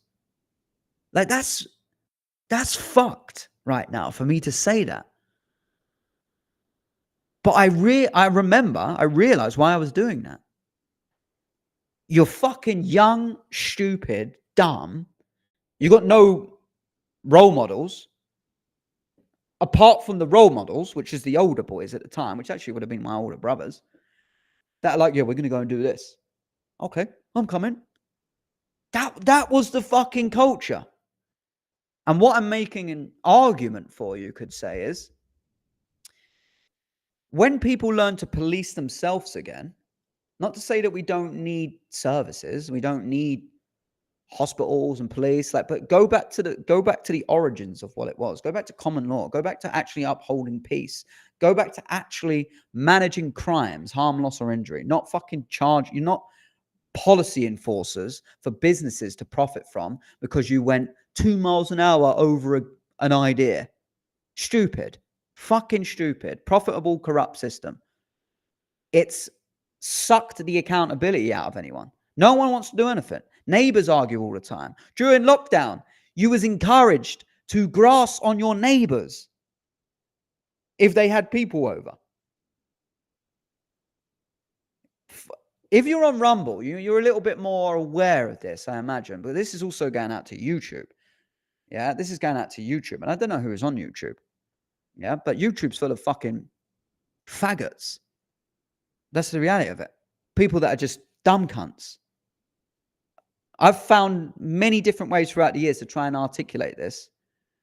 And I realize it's actually unhealthy to not call a spade a spade. Dumb cunts. What I'm trying to bring awareness back to outside of the business realm in culture is, where's our fucking sense of accountability gone? Like, what actually happens when someone doesn't pick up their shit?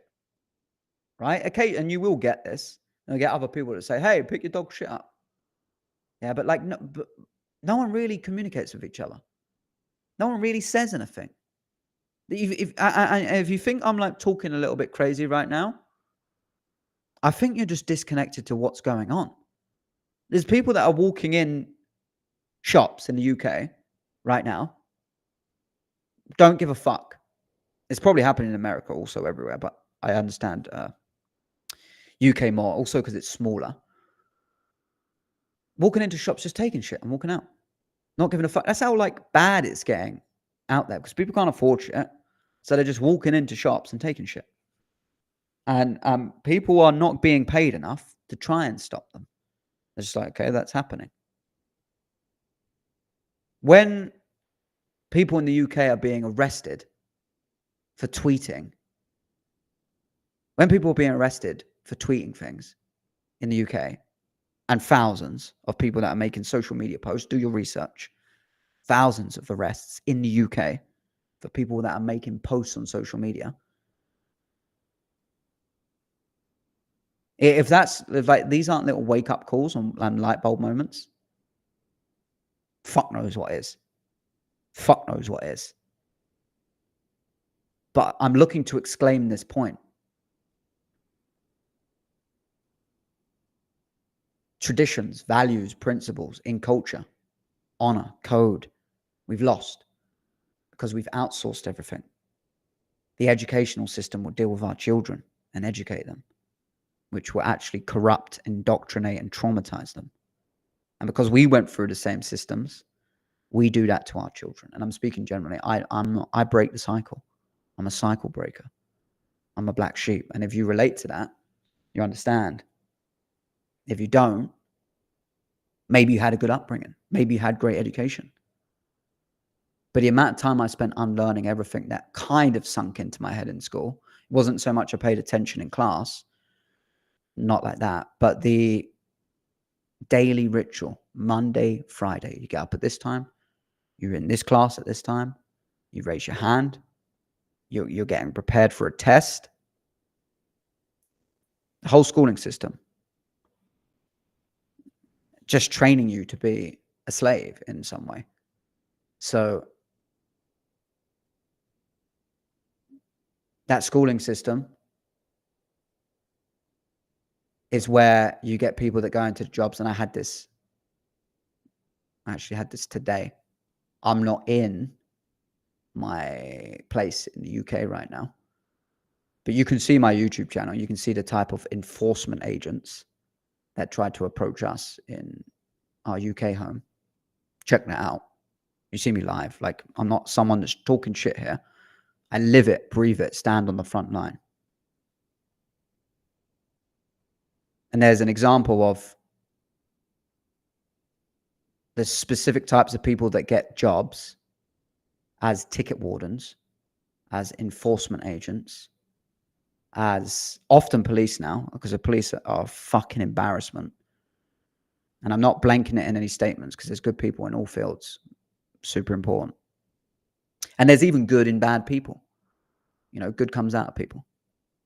I'm talking generally. I'm addressing the real shit that's happening in the country.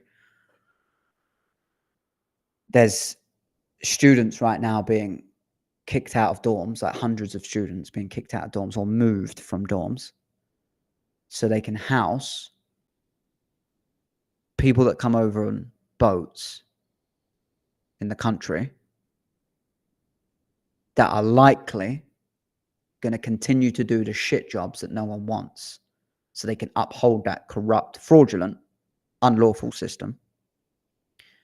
And the point that I'm making is,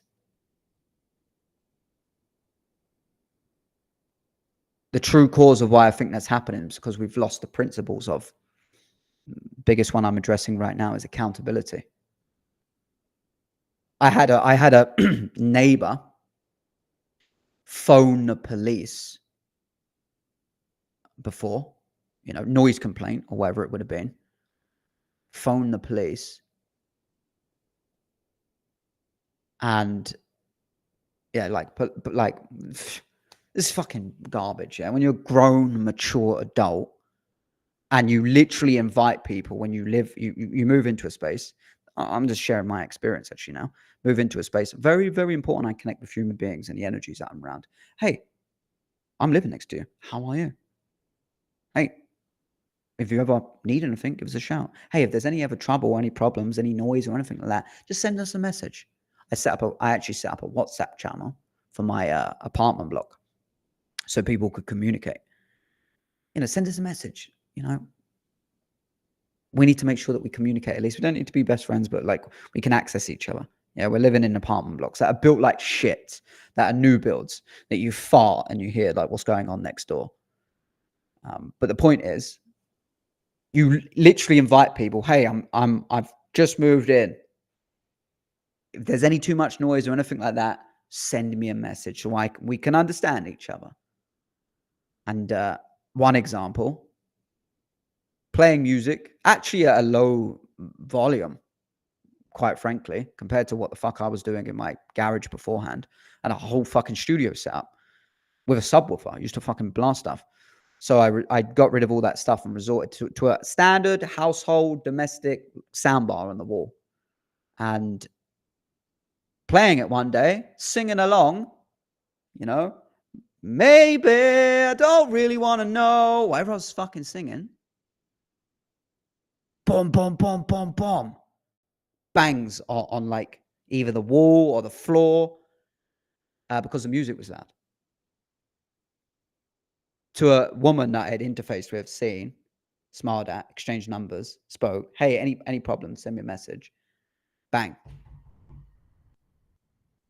No communication. No accountability. Start getting letters. This is at a time I opened letters. Start getting letters from the housing association. These are like little stories I'm just sharing with you guys. Start getting letters from them saying, hey, there's noise complaints. So they're, instead of like speaking to us, they're going to the agency. This is the point I'm making. Where's the communication?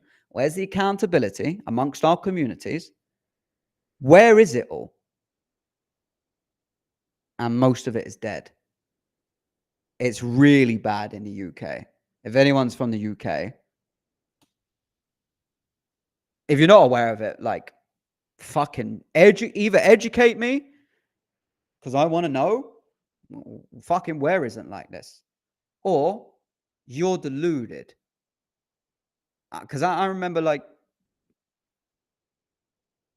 yeah, I remember just during everything that was kicking off during lockdown, I remember specifically talking about like running an event on the field, or talking about something like gathering on the field, and like coming together as a community in a state. If you understand anything about real estate in the UK and what they're doing with new build estates and making them look like this Truman Show-esque kind of vibe, you'll know that they build all these places, but no one really fucking speaks to each other. You're all in close proximity, but no one really speaks to each other, knows each other's business. There's Facebook pages where they're kind of integrated, but they're all fucking stupid cunts. And I say that because I've not only experienced it and seen it, not just in my place and many different other people I speak to. I say that because there's a gap in between people that are actually aware of what's going on, they actually live on Earth, and people that are just plodding along, wearing masks in the bath, and fucking swallowing up everything that they've been told. And the reason that that happens, and this has happened over a very, very long time, at least 100 years, is our communities have been divided and destroyed, and culture's been damaged, and more is kept creeping in. So you cram everyone into an estate, for example, if I'm talking about housing, and no one really speaks to each other. Even if you speak, if I go out my way to speak to the humans, hey, I've set up a chat. Hey, you've got my number. Let me know if there's any problems. Hey, if you need anything, like, we're very giving, my family, like me, Amy, we're very giving. We host, we facilitate, we do amazing shit. And we really care about people in the local area. We do cold pressed juices. We was running the Secret Food Club at the time. We create supplements. We do many different things. We provide many different therapies for people. Like, people don't have to take it. They don't have to, but we do that. And just no communication. I'm going to complain to the housing agency and let us come. Like, just disconnect. I suggest an event during, I can't remember exactly when it was. It would have been around lockdown time. I remember this woman saying, "Oh, we'll have to phone the housing association, see if we're allowed." And I remember there was significant moments like that where I was like, "It's fucking over. It's fucking over for these people." These are also the people, in like, no judgment, but I'm sure if you're aware right now, if you got injected, if you took it over the last few years or took multiple of them, it just indicates something. And the people that are willing to gobble up everything, and why I'm saying this is, again, it's all down to the roots of the principles that I teach: roles, accountability, communication, trust, true education, not indoctrination through the school. The people that are taking the jobs now of law enforcement agents. Look at my Eon video. There's over 25,000 views on my Eon video on YouTube. Look at the guys that are doing that job. No soul. They don't even understand, even when they're being not told anything, because I'm asking powerful questions. It's one of my principles in sales. You can't tell human beings things. You ask them things. You ask them very clear questions, and they just can't comprehend it. They're brain dead. And this goes so deep. This goes so deep. Is that Seb, yeah? Fucking good to see you, Seb, man. This guy, and that's Seb. I was actually just talking about this. If that's Seb right now, that's fucking cruising in the palace. I was just talking about this, Seb. And the people that are taking the roles, they're going to be more and more of these people that are coming in on boats. Make what you want from that. But there's hundreds of people constantly coming in illegally. I'm just going to keep this in English. Illegally, completely different perspectives, cultural views, spiritual and ethical compasses, infiltrating communities, and those communities are being, and the original community and culture there is being pushed out. I'm from the UK. I'm literally on a mission right now. I'm on a mission to stay the fuck out of the UK for as long as possible. This is how real it is for me. This is how real it is. I'm in Belgium, and the only reason I'm in Belgium, which is too close to the UK, if you ask me, down the road here, it feels like fucking Croydon. This is it's not a great area. Not where I'm at. I'm not saying Belgium's bad. I don't know enough. But it's not great. Compared to Serbia. Serbia's fucking amazing. Croatia's pretty good. Their authorities are a bit corrupt. But whose isn't? I'm out here in Belgium simply because the car needed to be MOT'd because we've got a British car and we're driving around Europe, and we've been traveling now for the last 7-8 months, something like that. Fuck knows how long it's actually been. And Belgium's really close, and my partner's driven back. She's got actually quite a few errands to run. She's seeing family. She's doing loads of different things. And I'm here with Shadow. Oh, my fucking dog Shadow. I'm here with him right now. And Amy's going to be a week and she's going to be back here, but I wouldn't even go back to the UK. There's a few other factors like Shadow. You got to get your dog sorted out and shit like that. We just didn't want to do. So it was just easier for her to drive back, sort bits out and drive again. It's like 5 hours, which is nothing in contrast to driving like 26 hours from fucking the UK all the way down to the south of Spain and other drives that we've done. But the point I'm making is I'm on a mission to stay out of that country for as long as I can. And yeah, like Seb's saying here, basically what people are referring to as NPCs is such a real concept. It's something that needs to be addressed and understood massively. Because one of our weaknesses as humans, and this is why a lot of people regurgitate, they're unconscious morons, but they regurgitate conspiracy theory. They don't even know what they're saying. They just regurgitate. And why they're doing that, one of the deeper psychological reasons that's happening is it doesn't even cross their mind.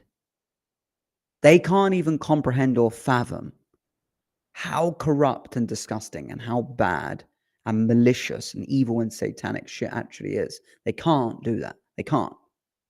Because they can't. They can't see themselves doing that. So they can't grasp the idea of it. So they ignore it. With their default firewall, everyone in this space, call it online space, it's in this echo chamber. People refer to it as the Matrix and everything like that. They're great metaphors and great analogies. I don't like to attach to too much of that language. I just call it for what it is. But people psychologically have these firewalls where they shift into where their thoughts come from, which are not their own. And there's an argument that no one has a free original thought. But the point is you're aware of your thoughts. If I acted out all my thoughts, I'd be dead or in prison or killed someone. I'd be fucked. You know what I mean? Like, if I acted out my thoughts, fucking life would be over for me. The point is you can't judge your thoughts. You're not supposed to judge your thoughts. You're supposed to be aware that they're thoughts. And you can feed them or not feed them. And Seb's referring to them as NPCs. Like, they don't think for themselves. It will go whoop back to where the source of that information is coming from. A real life tangible. I remember how direct and tangible it was when they started to lock people down. And I was, at the time, I was living attached to my mum's house. I was in an annex. So I had like my own space. I was living there with my partner, Amy, and my friend Sam was in the house with us. And we were all on one level. Yeah, me and Sam knew something was coming. We were talking about this for months before. We got video footage of us just marketing, promoting, sharing stories, like us speaking about different things. It was like something Something massive is going to happen. Obviously, 2020 happens. And I remember seeing the impact it had, particularly on, I just say this honestly, on my mum, how quickly she started to use words like social distance. And I was just like, fucking. Last week, that term didn't exist. And even though logically it doesn't make sense, and now it's being regurgitated. It's just being spoken. We need to do this. We need to do this. And hundreds of thousands, if not millions, of households would have experienced this. That I bet you there was because I know lots of people that were the black sheep, where they were against it, and the whole other side of the family was all for it. And it revealed this reality that we're actually in, that your blood relatives aren't necessarily your family.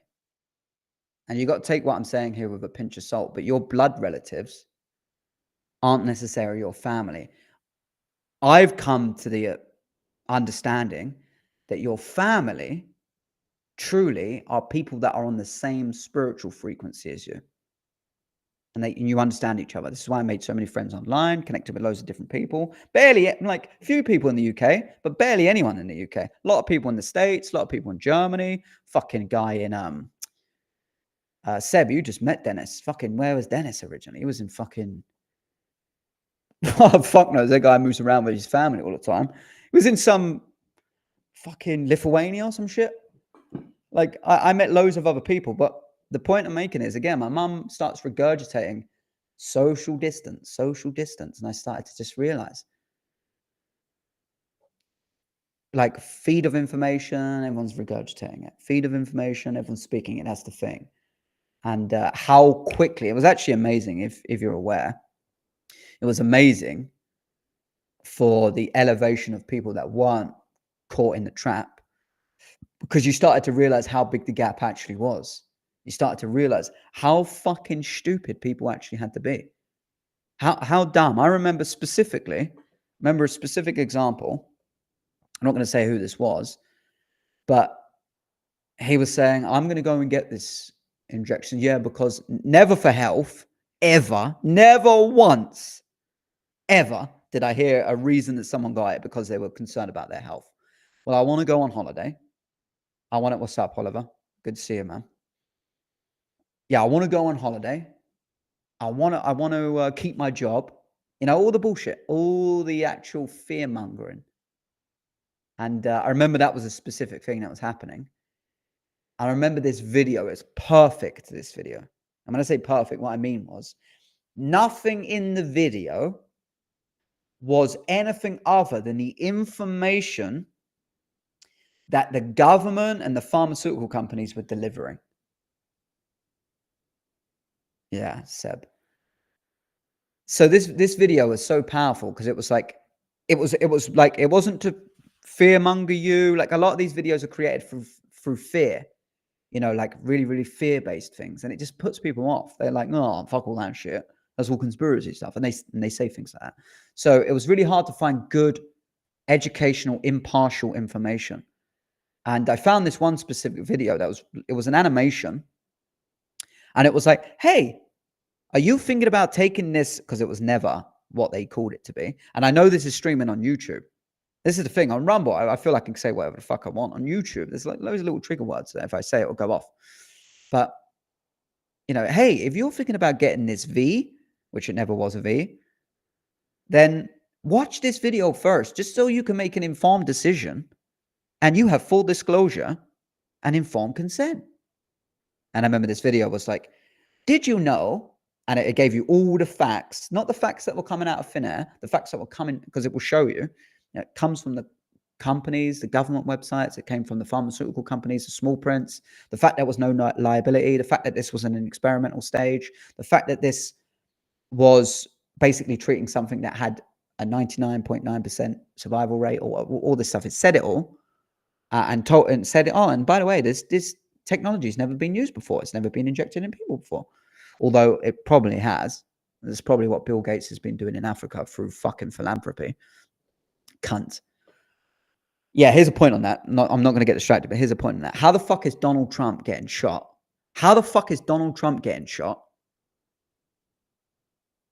And Bill Gates is in the middle of Times Square and no one's batting an eyelid. Question. Anyway, sent this video to this individual that was thinking about it. I sent it to a couple people. And I was like, look, I don't want to convince you. I don't want to have to tell you anything. I'm not here to do that. But I want to make sure you understand everything that's going on before you make the decision, because it could be life-changing. And I was genuinely concerned. People were going to die. Literally die. And I know people couldn't even watch the video. That's how bad it was. They couldn't even watch a fucking video.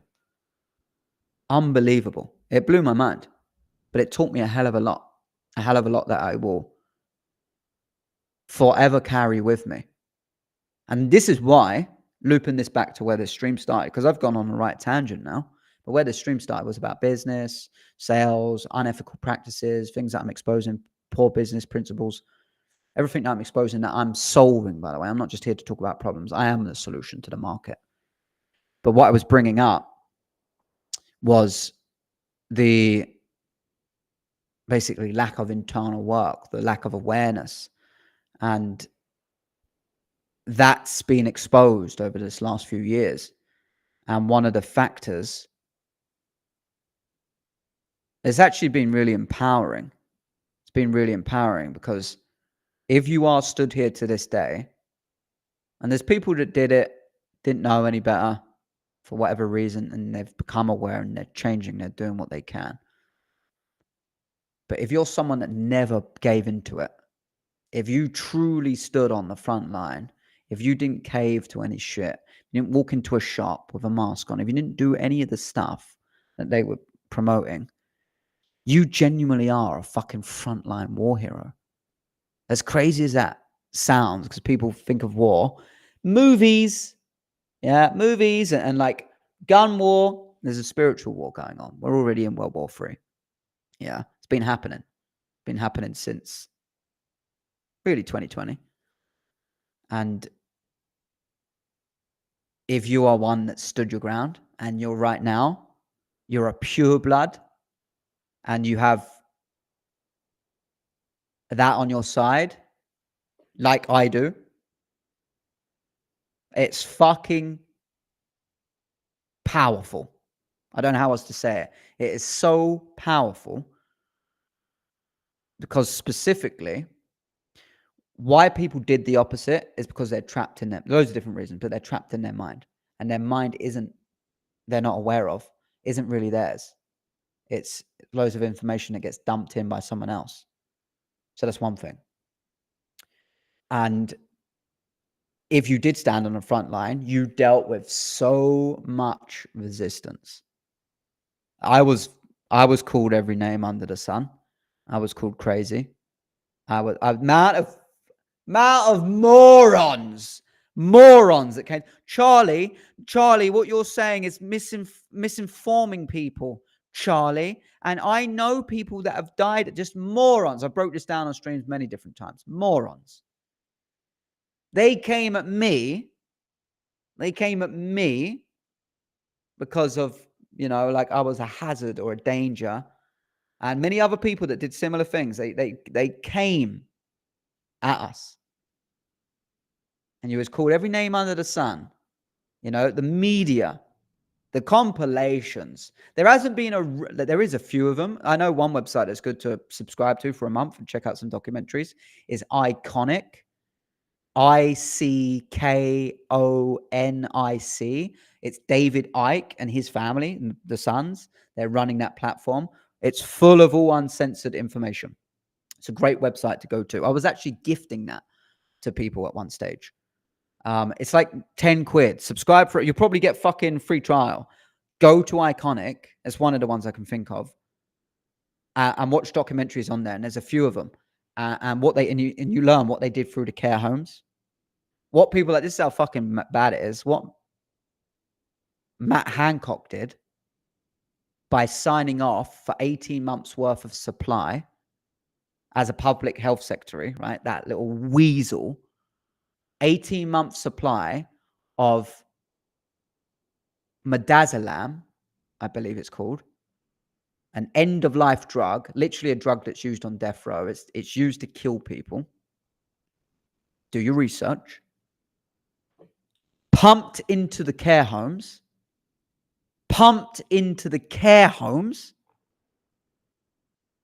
killing hundreds of thousands of old people that were basically imprisoned and not allowed to see their families killed.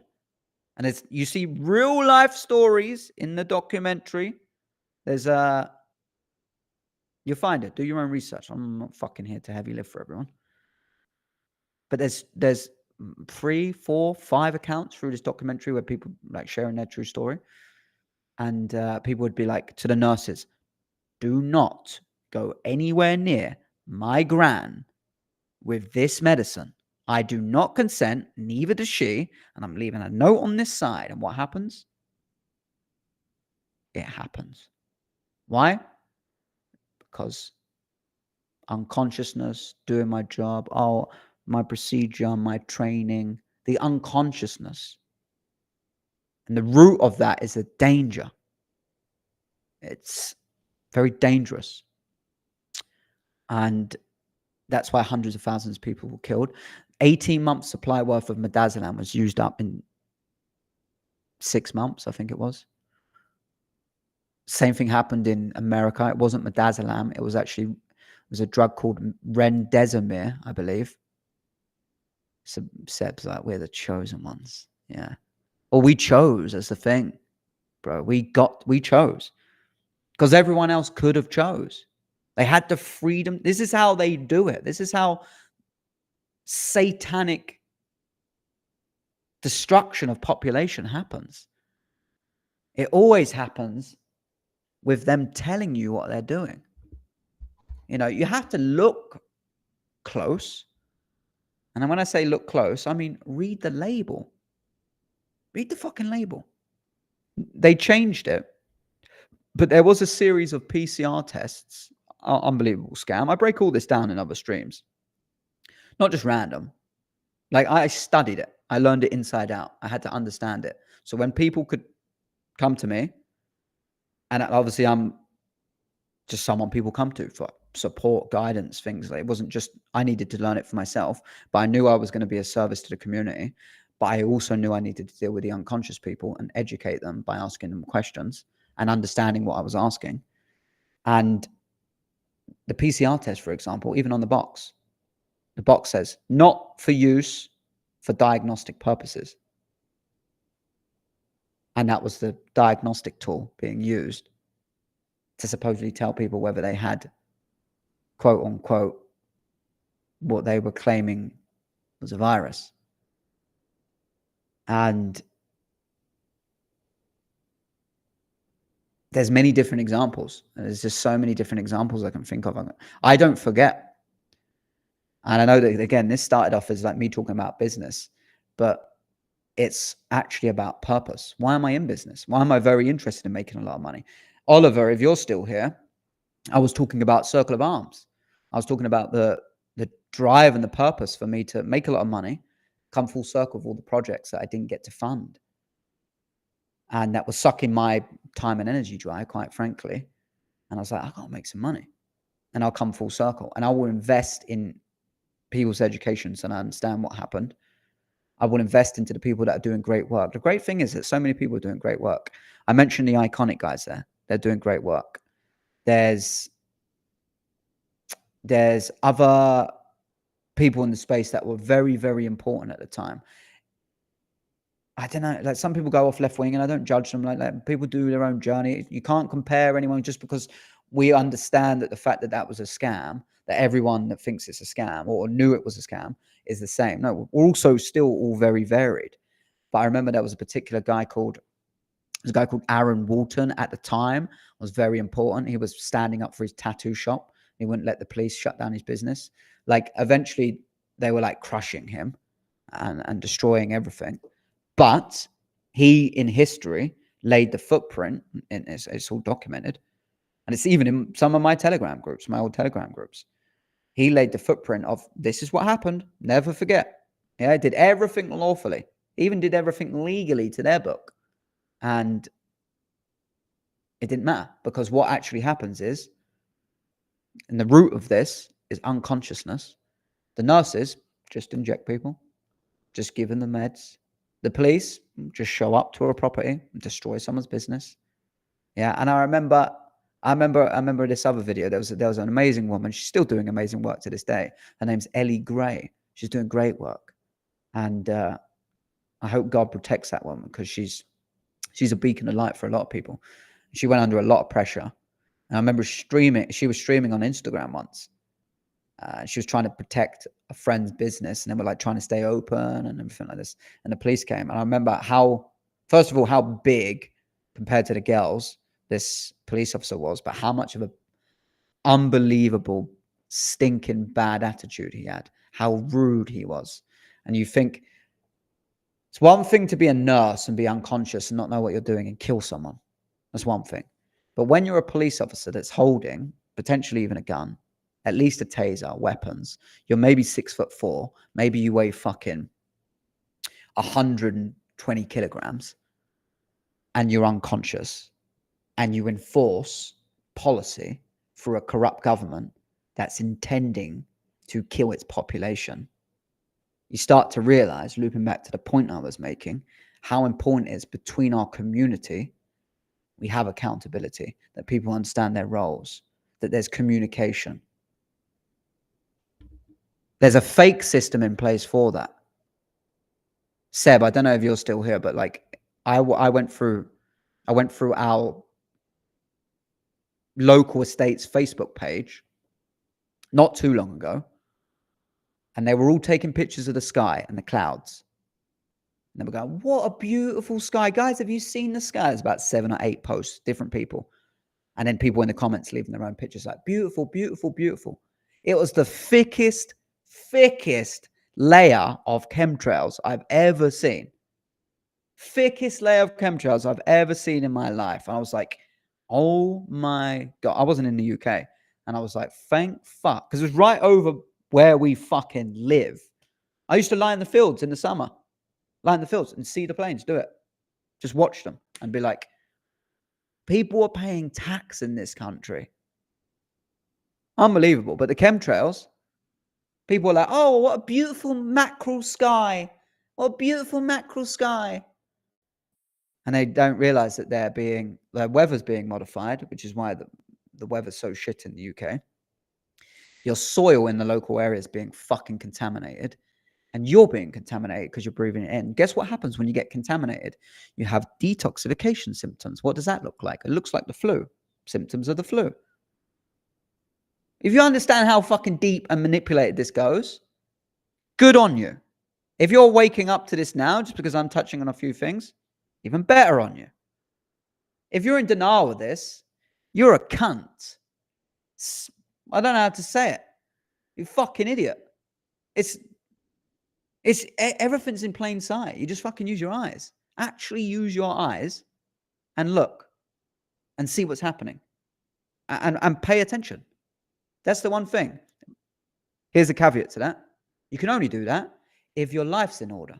That's why you always have to focus on the internals, and you need to make sure your life's in order. You've got all these other problems to worry about that. And I'm not saying lose sleep over it and make it your life force energy. All I'm saying is, are you aware of it? Are you educated on that? Do you realize tax money that you're spending in the UK is being used to poison yourself and your land and your children and modify the weather so you stay miserable and unhappy? Are you aware of that? Because 7, 8 people on the local Facebook think that's a beautiful sky. And I'm going to make a point I think is more helpful at the end of this little tangent. But the irony is, this is what I mean, like fake systems in place. The irony is also on that Facebook page is local council meetings, Local community meetings. Hey, come to our community center. Let your voice be heard of how we can prevent climate change. Let me educate you. That people that don't know. I imagine most people that are watching this might be open, might know it, but let me just educate you. Do you think in 3 months, when we start to get, let's say when we get to March, do you think it's still going to be cold? Do you think that dandelions won't grow through the earth and start springing into life? Do you think we won't get a shift in weather? Do you think we won't get more light in the day? Of course, this is a rhetorical question. Seasons change. Yeah? And over a year, there's 4 main seasons. And over a longer period of 50 years, there's macro seasons. And the climate changes anyway. It changes. It shifts. That's nature. For what it is, the scam of global warming, hence another tax coming in, global warming scam. The local Facebook page is promoting community talks to talk about climate change, how we can stop climate change, how we can prevent it. Yeah, sure. I bet you it's more smart meters and radiation in your home. Yeah, I bet it's like, oh, how can we make sure we don't put our plastic bottles in the normal bin? Morons. On the same page, couple posts away, no one's addressing what's happening in the sky that modifies weather, poisons the land, poisons ourselves, poisons our children's.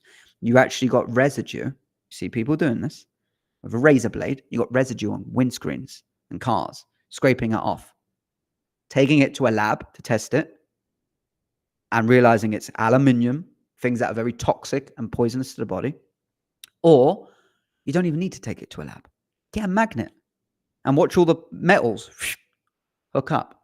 Why is metal falling from the sky? Oh, God's interested in scrap metal. Start asking questions. And I want to be a voice for this, but I don't want to be the same voice that most people tend to lean into. I want to call a spade a spade. I want to address the obvious. I want to be fucking very transparent. But at the same time, I also want to be very impartial and open to always create an open bridge of communication so we can actually come up with solutions. That's my interest, is to actually come up with solutions. But the point I said that I would make that would actually have more value is this. You can't go to those council meetings, for one, and you can't change anything. You're wasting your time. It's only going to infuriate you more. It's always going to loop back to this, and this is where I'm going to come to the back end of the stream, because I know Shadow needs feeding. I'm going to cook some food. It's always ourselves. And this is where it seems like I've gone all over the place in this stream, but business, what did I address? The problems with the people. I spoke about being internals, and I spoke about it being in the head, in the mind, in the ment, M-E-N-T, mental, mentality. Yeah, establishment, management, alignment, agreement, government. That causes all the problems. So the solution is to work on the people and work on the minds. That's what I do in business. It's what I do in life. I just happen to be doing it in business because my life is the business. But outside of the business capacity, the change that we're looking for, and I believe it's roles, accountability, communication, trust, and that's obviously a deeper philosophy that you just have to be around me more, study it more, listen to what I'm saying, listen to my other streams, fucking come and work with me, whatever it looks like. But the internals of our community really change as we do the basics on ourselves first. It's not selfish, it's self first. And we work on ourselves to make sure we have what we need. And then I believe like what I'm doing is very important. And this is another reason Tate was very influential for me to start focusing on money. Because I realized, oh yeah, I'm in this I'm in a space where a lot of people are aware of all the corruption and the tyranny and the disgusting shit that's going on in the world. But I realized, and I see it every day, if you don't have money, you're just suffering. You're just suffering. You need fucking money, not just a little bit of money. You need a lot of money. And that's why I'm working to earn and build an empire, like genuine, like I'm talking serious wealth, serious wealth. That's going to happen over the course of my lifetime. But even like saying to people, yeah, like earning 10K a month, it's like it's a lot to a lot of people. It's nothing. Like the target I'm trying to hit right now is 100K a month. I'm trying to work with a business. I'm trying to find a way on my own to get my business to at least 100K a month. That's small. That's very small. That's a very important perspective to have, to know how much money there actually is. And again, if you're not in a position, it might not be your time for it. That's another thing. It's timing for everyone. But if you're not in a position where you're comfortable with your relationship and the need for money, even if it is Rockefeller cash or whatever, it's like, what makes a difference right now? What's actually going to make the difference? And there's going to be people out there, they'll be doing something completely different. And that's also for them. But for the majority of people, you have to earn money. You have to get yourself financially free so you can make a difference. And when I get to a specific point in my business that's managed and sustainably generating a lot of cash flow, that cash flow is going straight into all the things that actually sparked me to want to make a lot of wealth. And it will be to educate the people. It will be to rebuild the communities. It will be to, Oliver, if you're still here, I'm very interested in going back to Circle of Arms, putting more money in it and running events and promoting things. That's my purpose. And the true work and the true nature, you could also say, of what wisdom culture is what I'm describing. It's a culture of people that realize to get the best possible external result comes from the most difficult and challenging internal work, as within, so without. And if you do it, some people just aren't going to resonate with it, and that's okay, and whatever. But those that are going to do it, and they're going to make a massive difference. They're not just going to like fuck off. You know, maybe you make a little bit of money, and then what do? You're just a degenerate. Like, be what you are. I've got no judgment, but I can't even fathom what that's like. I know I'm here for a reason, and I know I'm here with a purpose, and I'm living that. I think my job with this marketing, with wisdom culture, is many things with the business, but I can't help but just talk about these things. This is what comes out naturally. So I'm going to stream way more. And if, yeah, Seb, I'm seeing your comments like every single time I scan over there. This is one of the things with me. If you don't need to like me.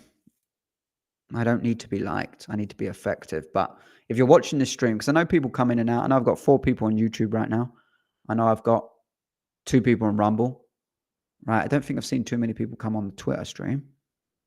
But my point is, if what I talk about resonates with you in any way, shape, or form. Okay, I see there's 4 people on Twitter also. If anything I say resonates with you in any way, shape, or form, I'm not asking for your money. I'm not asking for anything other than now I'm ending this stream in a couple minutes.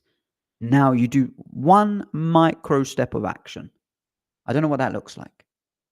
That could be something that come into your mind from what I was speaking about. It could be messaging me. You become what you're around. So if I have said something that's resonated, be around it more.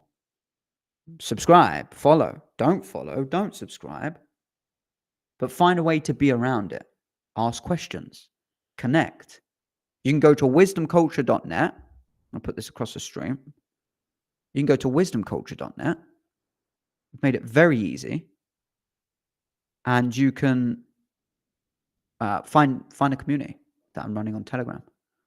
of the Wisdom Recruits. For the record, that Wisdom Recruits channel is only for men. I'm not against women. I'll see you land in a request box and I'll build a connection with you one-to-one if you just happen to be a woman watching this. But I realize it's very important just to have a men's group for men to just be men. So if you resonate with any of that, take an actionable step. Even if you don't like what I'm doing, let it be known. Let it be known in the comments. Let it be known anywhere. I don't need to be liked. I need to be effective. But my work is very serious. And this is where I really am going to bring this to closure. My work is very serious.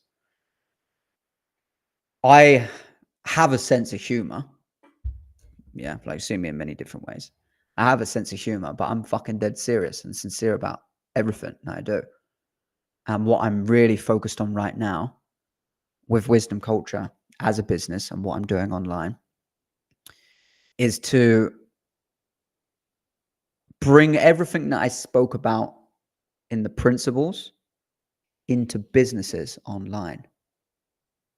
And I won't say guarantee, but I can strongly bet that all the internal problems that I've spoke about and basically the lack of integrity and principles that people have internally, which is why they have poor businesses and internal practices. And again, be aware of marketing and don't be hoodwinked by it. But I bet you there's a very strong correlation of people that don't have that internal development and mature principles. RACT is always the go-to. Roles, accountability, communication, trust. They don't work on those things. I bet you they took the experiment over the last few years. Yeah, I bet you they're the people that are like just not aware of how toxic tap water is. I bet you they're the first people to say, hey, I'm not into any conspiracy theories. If you're someone right now, and I mean this seriously, and this relates to business. You want to do business with me? This is the secret to business, is relationships. Eventually, it's not going to work out for us if we don't align in our hearts and in our spirit. And if you regurgitate the word conspiracy theory ignorantly, because there's not an opinion. This is another thing. People talk about my truth. Hey, my truth, as if there's like different versions. There's one version of truth. You got opinions, you got realities. You can create your own world. I've got a song. I'll play it out. When I finish the stream, you'll hear me play a song. It's going to be it's called Control the World, and you'll hear the lyrics. It was a freestyle I did. It's like a mantra beat, and the lyric is control the world around you. You can control your world. The world isn't a real place. We're on Earth. That's reality. Earth. And down to earth people that are grounded. The world is the perception that people live in. World of Warcraft. World of Minecraft. They're little worlds. There's nothing wrong with it, but that's a part of reality. They're not truth. And truth is the undeniable ism of what is. And the truth is there to be seen if you can fucking clear the fog. That means getting healthy. That means opening your mind. That means don't get attached to your identity. This is very deep, advanced level stuff for some people that just are far away from this language. That's also okay. I'm not looking to attract people that don't get this. But if you do get it, you need to be around more and more people that do.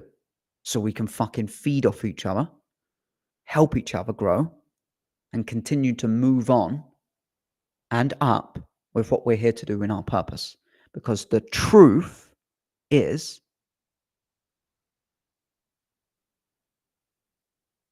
so many things I can say, but skies are being sprayed with poison. Tax, for the most part, in most countries, an absolute scam. School is indoctrinating people. Like, the world as people know it is completely fucked. But we are, undeniably, in the process of regaining it back simply because, and it's always going to be this, always, people's mind, people's awareness is elevating. They're becoming more aware and educated, and they see it. Your eyes don't see. Your eyes look. Your mind sees. That's happening. And if you are on the other side, and actually, let me retract that because I'm not a big fan of sides. If you're on the lower end, you're on the lower end. And if you want to ascend, you need to be around people that are doing it. You need to understand there is a truth. There is a universal truth, laws, principles. This will drop. It's going to happen 100 times out of 100 times. It's going to drop. It's the same as they are spraying the skies. This shit is happening. And know if you're on the higher frequency, great shit is coming. And I would love to know, anyone with a spine, a heart, a soul, what you're here to do. Real question. Why are you here? What are you doing? And that's a seed, at least.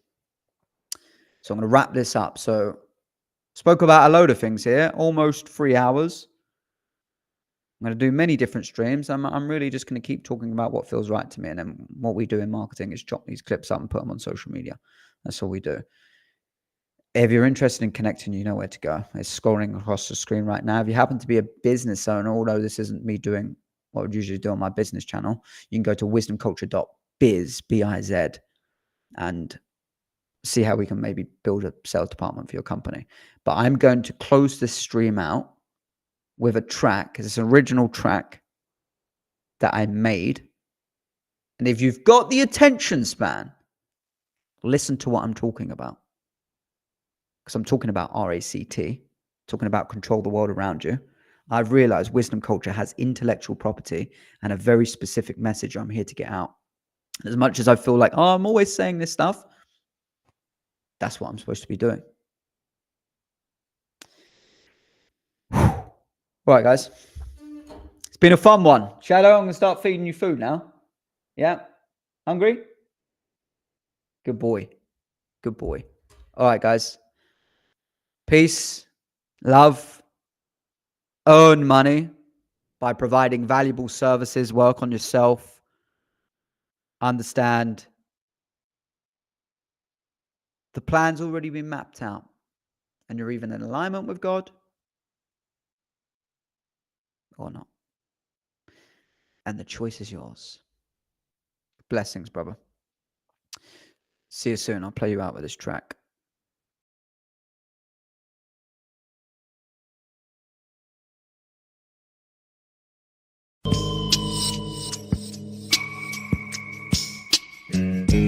Shut your mouth, know your role. Shut your mouth, know your role. Shut your mouth, know your role.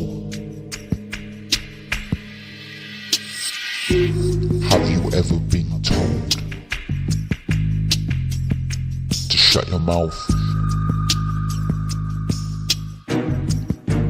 Well, have you? Have you ever been told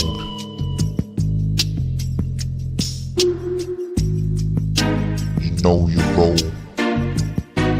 Do you know your role? Shut your mouth, know your role. You better know your role. Rule 1, let me tell you. Shut your mouth, know your role. In this game you better play and know your role.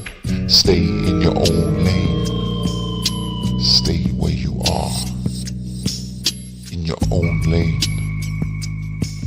With your personal pain. Stay in your own lane, know your role.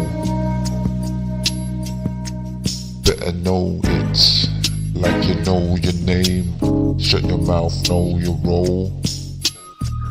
just don't think it's a belief or an opinion. Know your role. Shut your mouth, know your role. Let me hear you shut your mouth. Don't say nada. Listen. This is part of a 4-step system. If you know your role, then I'll tell you. It's a 4-step system to relationships, at the core of everything. And shut your mouth, know your role is rule 1. Rule 2, communication. You will hear this message fine if you know how to communicate in this realm. This realm here. Shut your mouth. Know your role. Let's communicate. If we speak to each other and clear our mind, we can get what we want. Let me clear my mind every week. Every single week, gotta clear my mind. Do the work, put the action in and the time, and I'll get everything, and I'll reap what I sow. So I better know my role. I'm a leader. I'm a leader. You better know your role. Step 3. Trust. If you don't trust yourself, how can anybody trust you? You better start to trust yourself, because nobody trusts you. And without trust, it's like a bread without crust.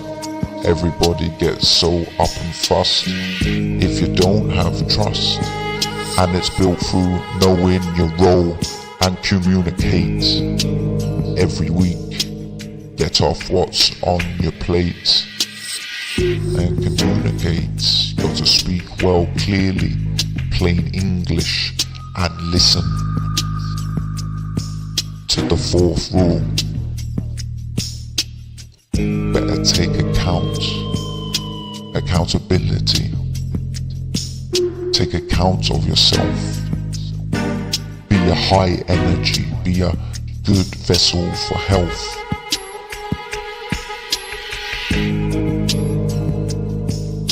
Accountability.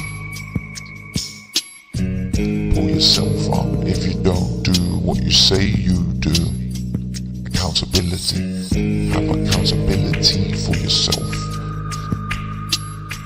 Don't be a coward. Take in account. If you take in account, you might start to count the money roll into your account. Accountability. Accountability. Accountability takes you to the place of the truth, so you can grow.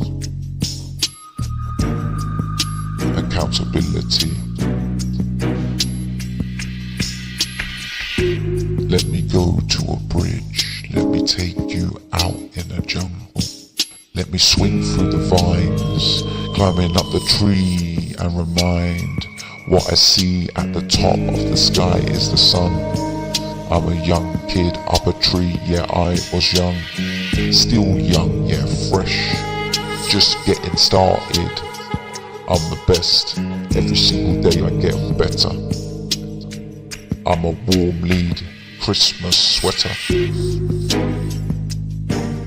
Control the world around you. Control the world. Control the world around you. You can control your world. Control the world around you. Control your world. If you don't control your world, someone will control it for you. So you better control your world. control your world around you. You better control your world. Someone will control your world. Every day wake up and ask yourself to control your world. Control the world around you. Control the world.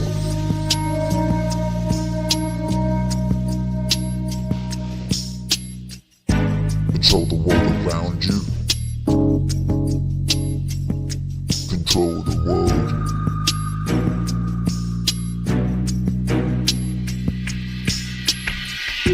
Control the world around you. Control the world. Control the world around you. Control the world around you. Control the world. Control the world around you. If you want to control, you got to know what that means.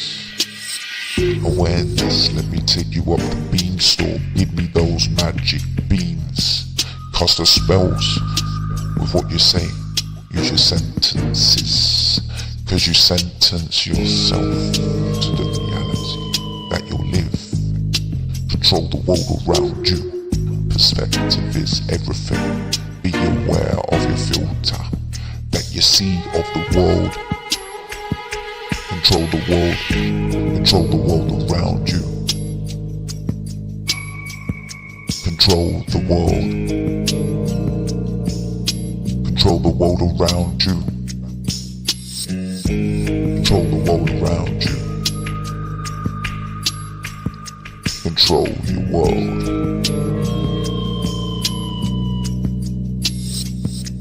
Let me take you to another bridge. As we walk above the bridge, we get near the end, see 7 steps. 7 steps. But it's not time. It's not time for the 7 steps, but you hear the 7 steps soon. What the 7 steps said. Continuation of the story. And let me give you more about the 7 steps to riches. What could I tell you about the 7 steps to riches?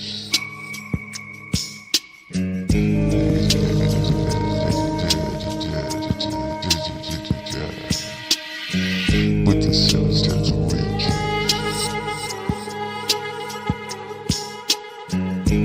7 steps to riches. Didn't do it for anything but himself, yeah. With the 7 steps to riches. Everybody got the 7 steps.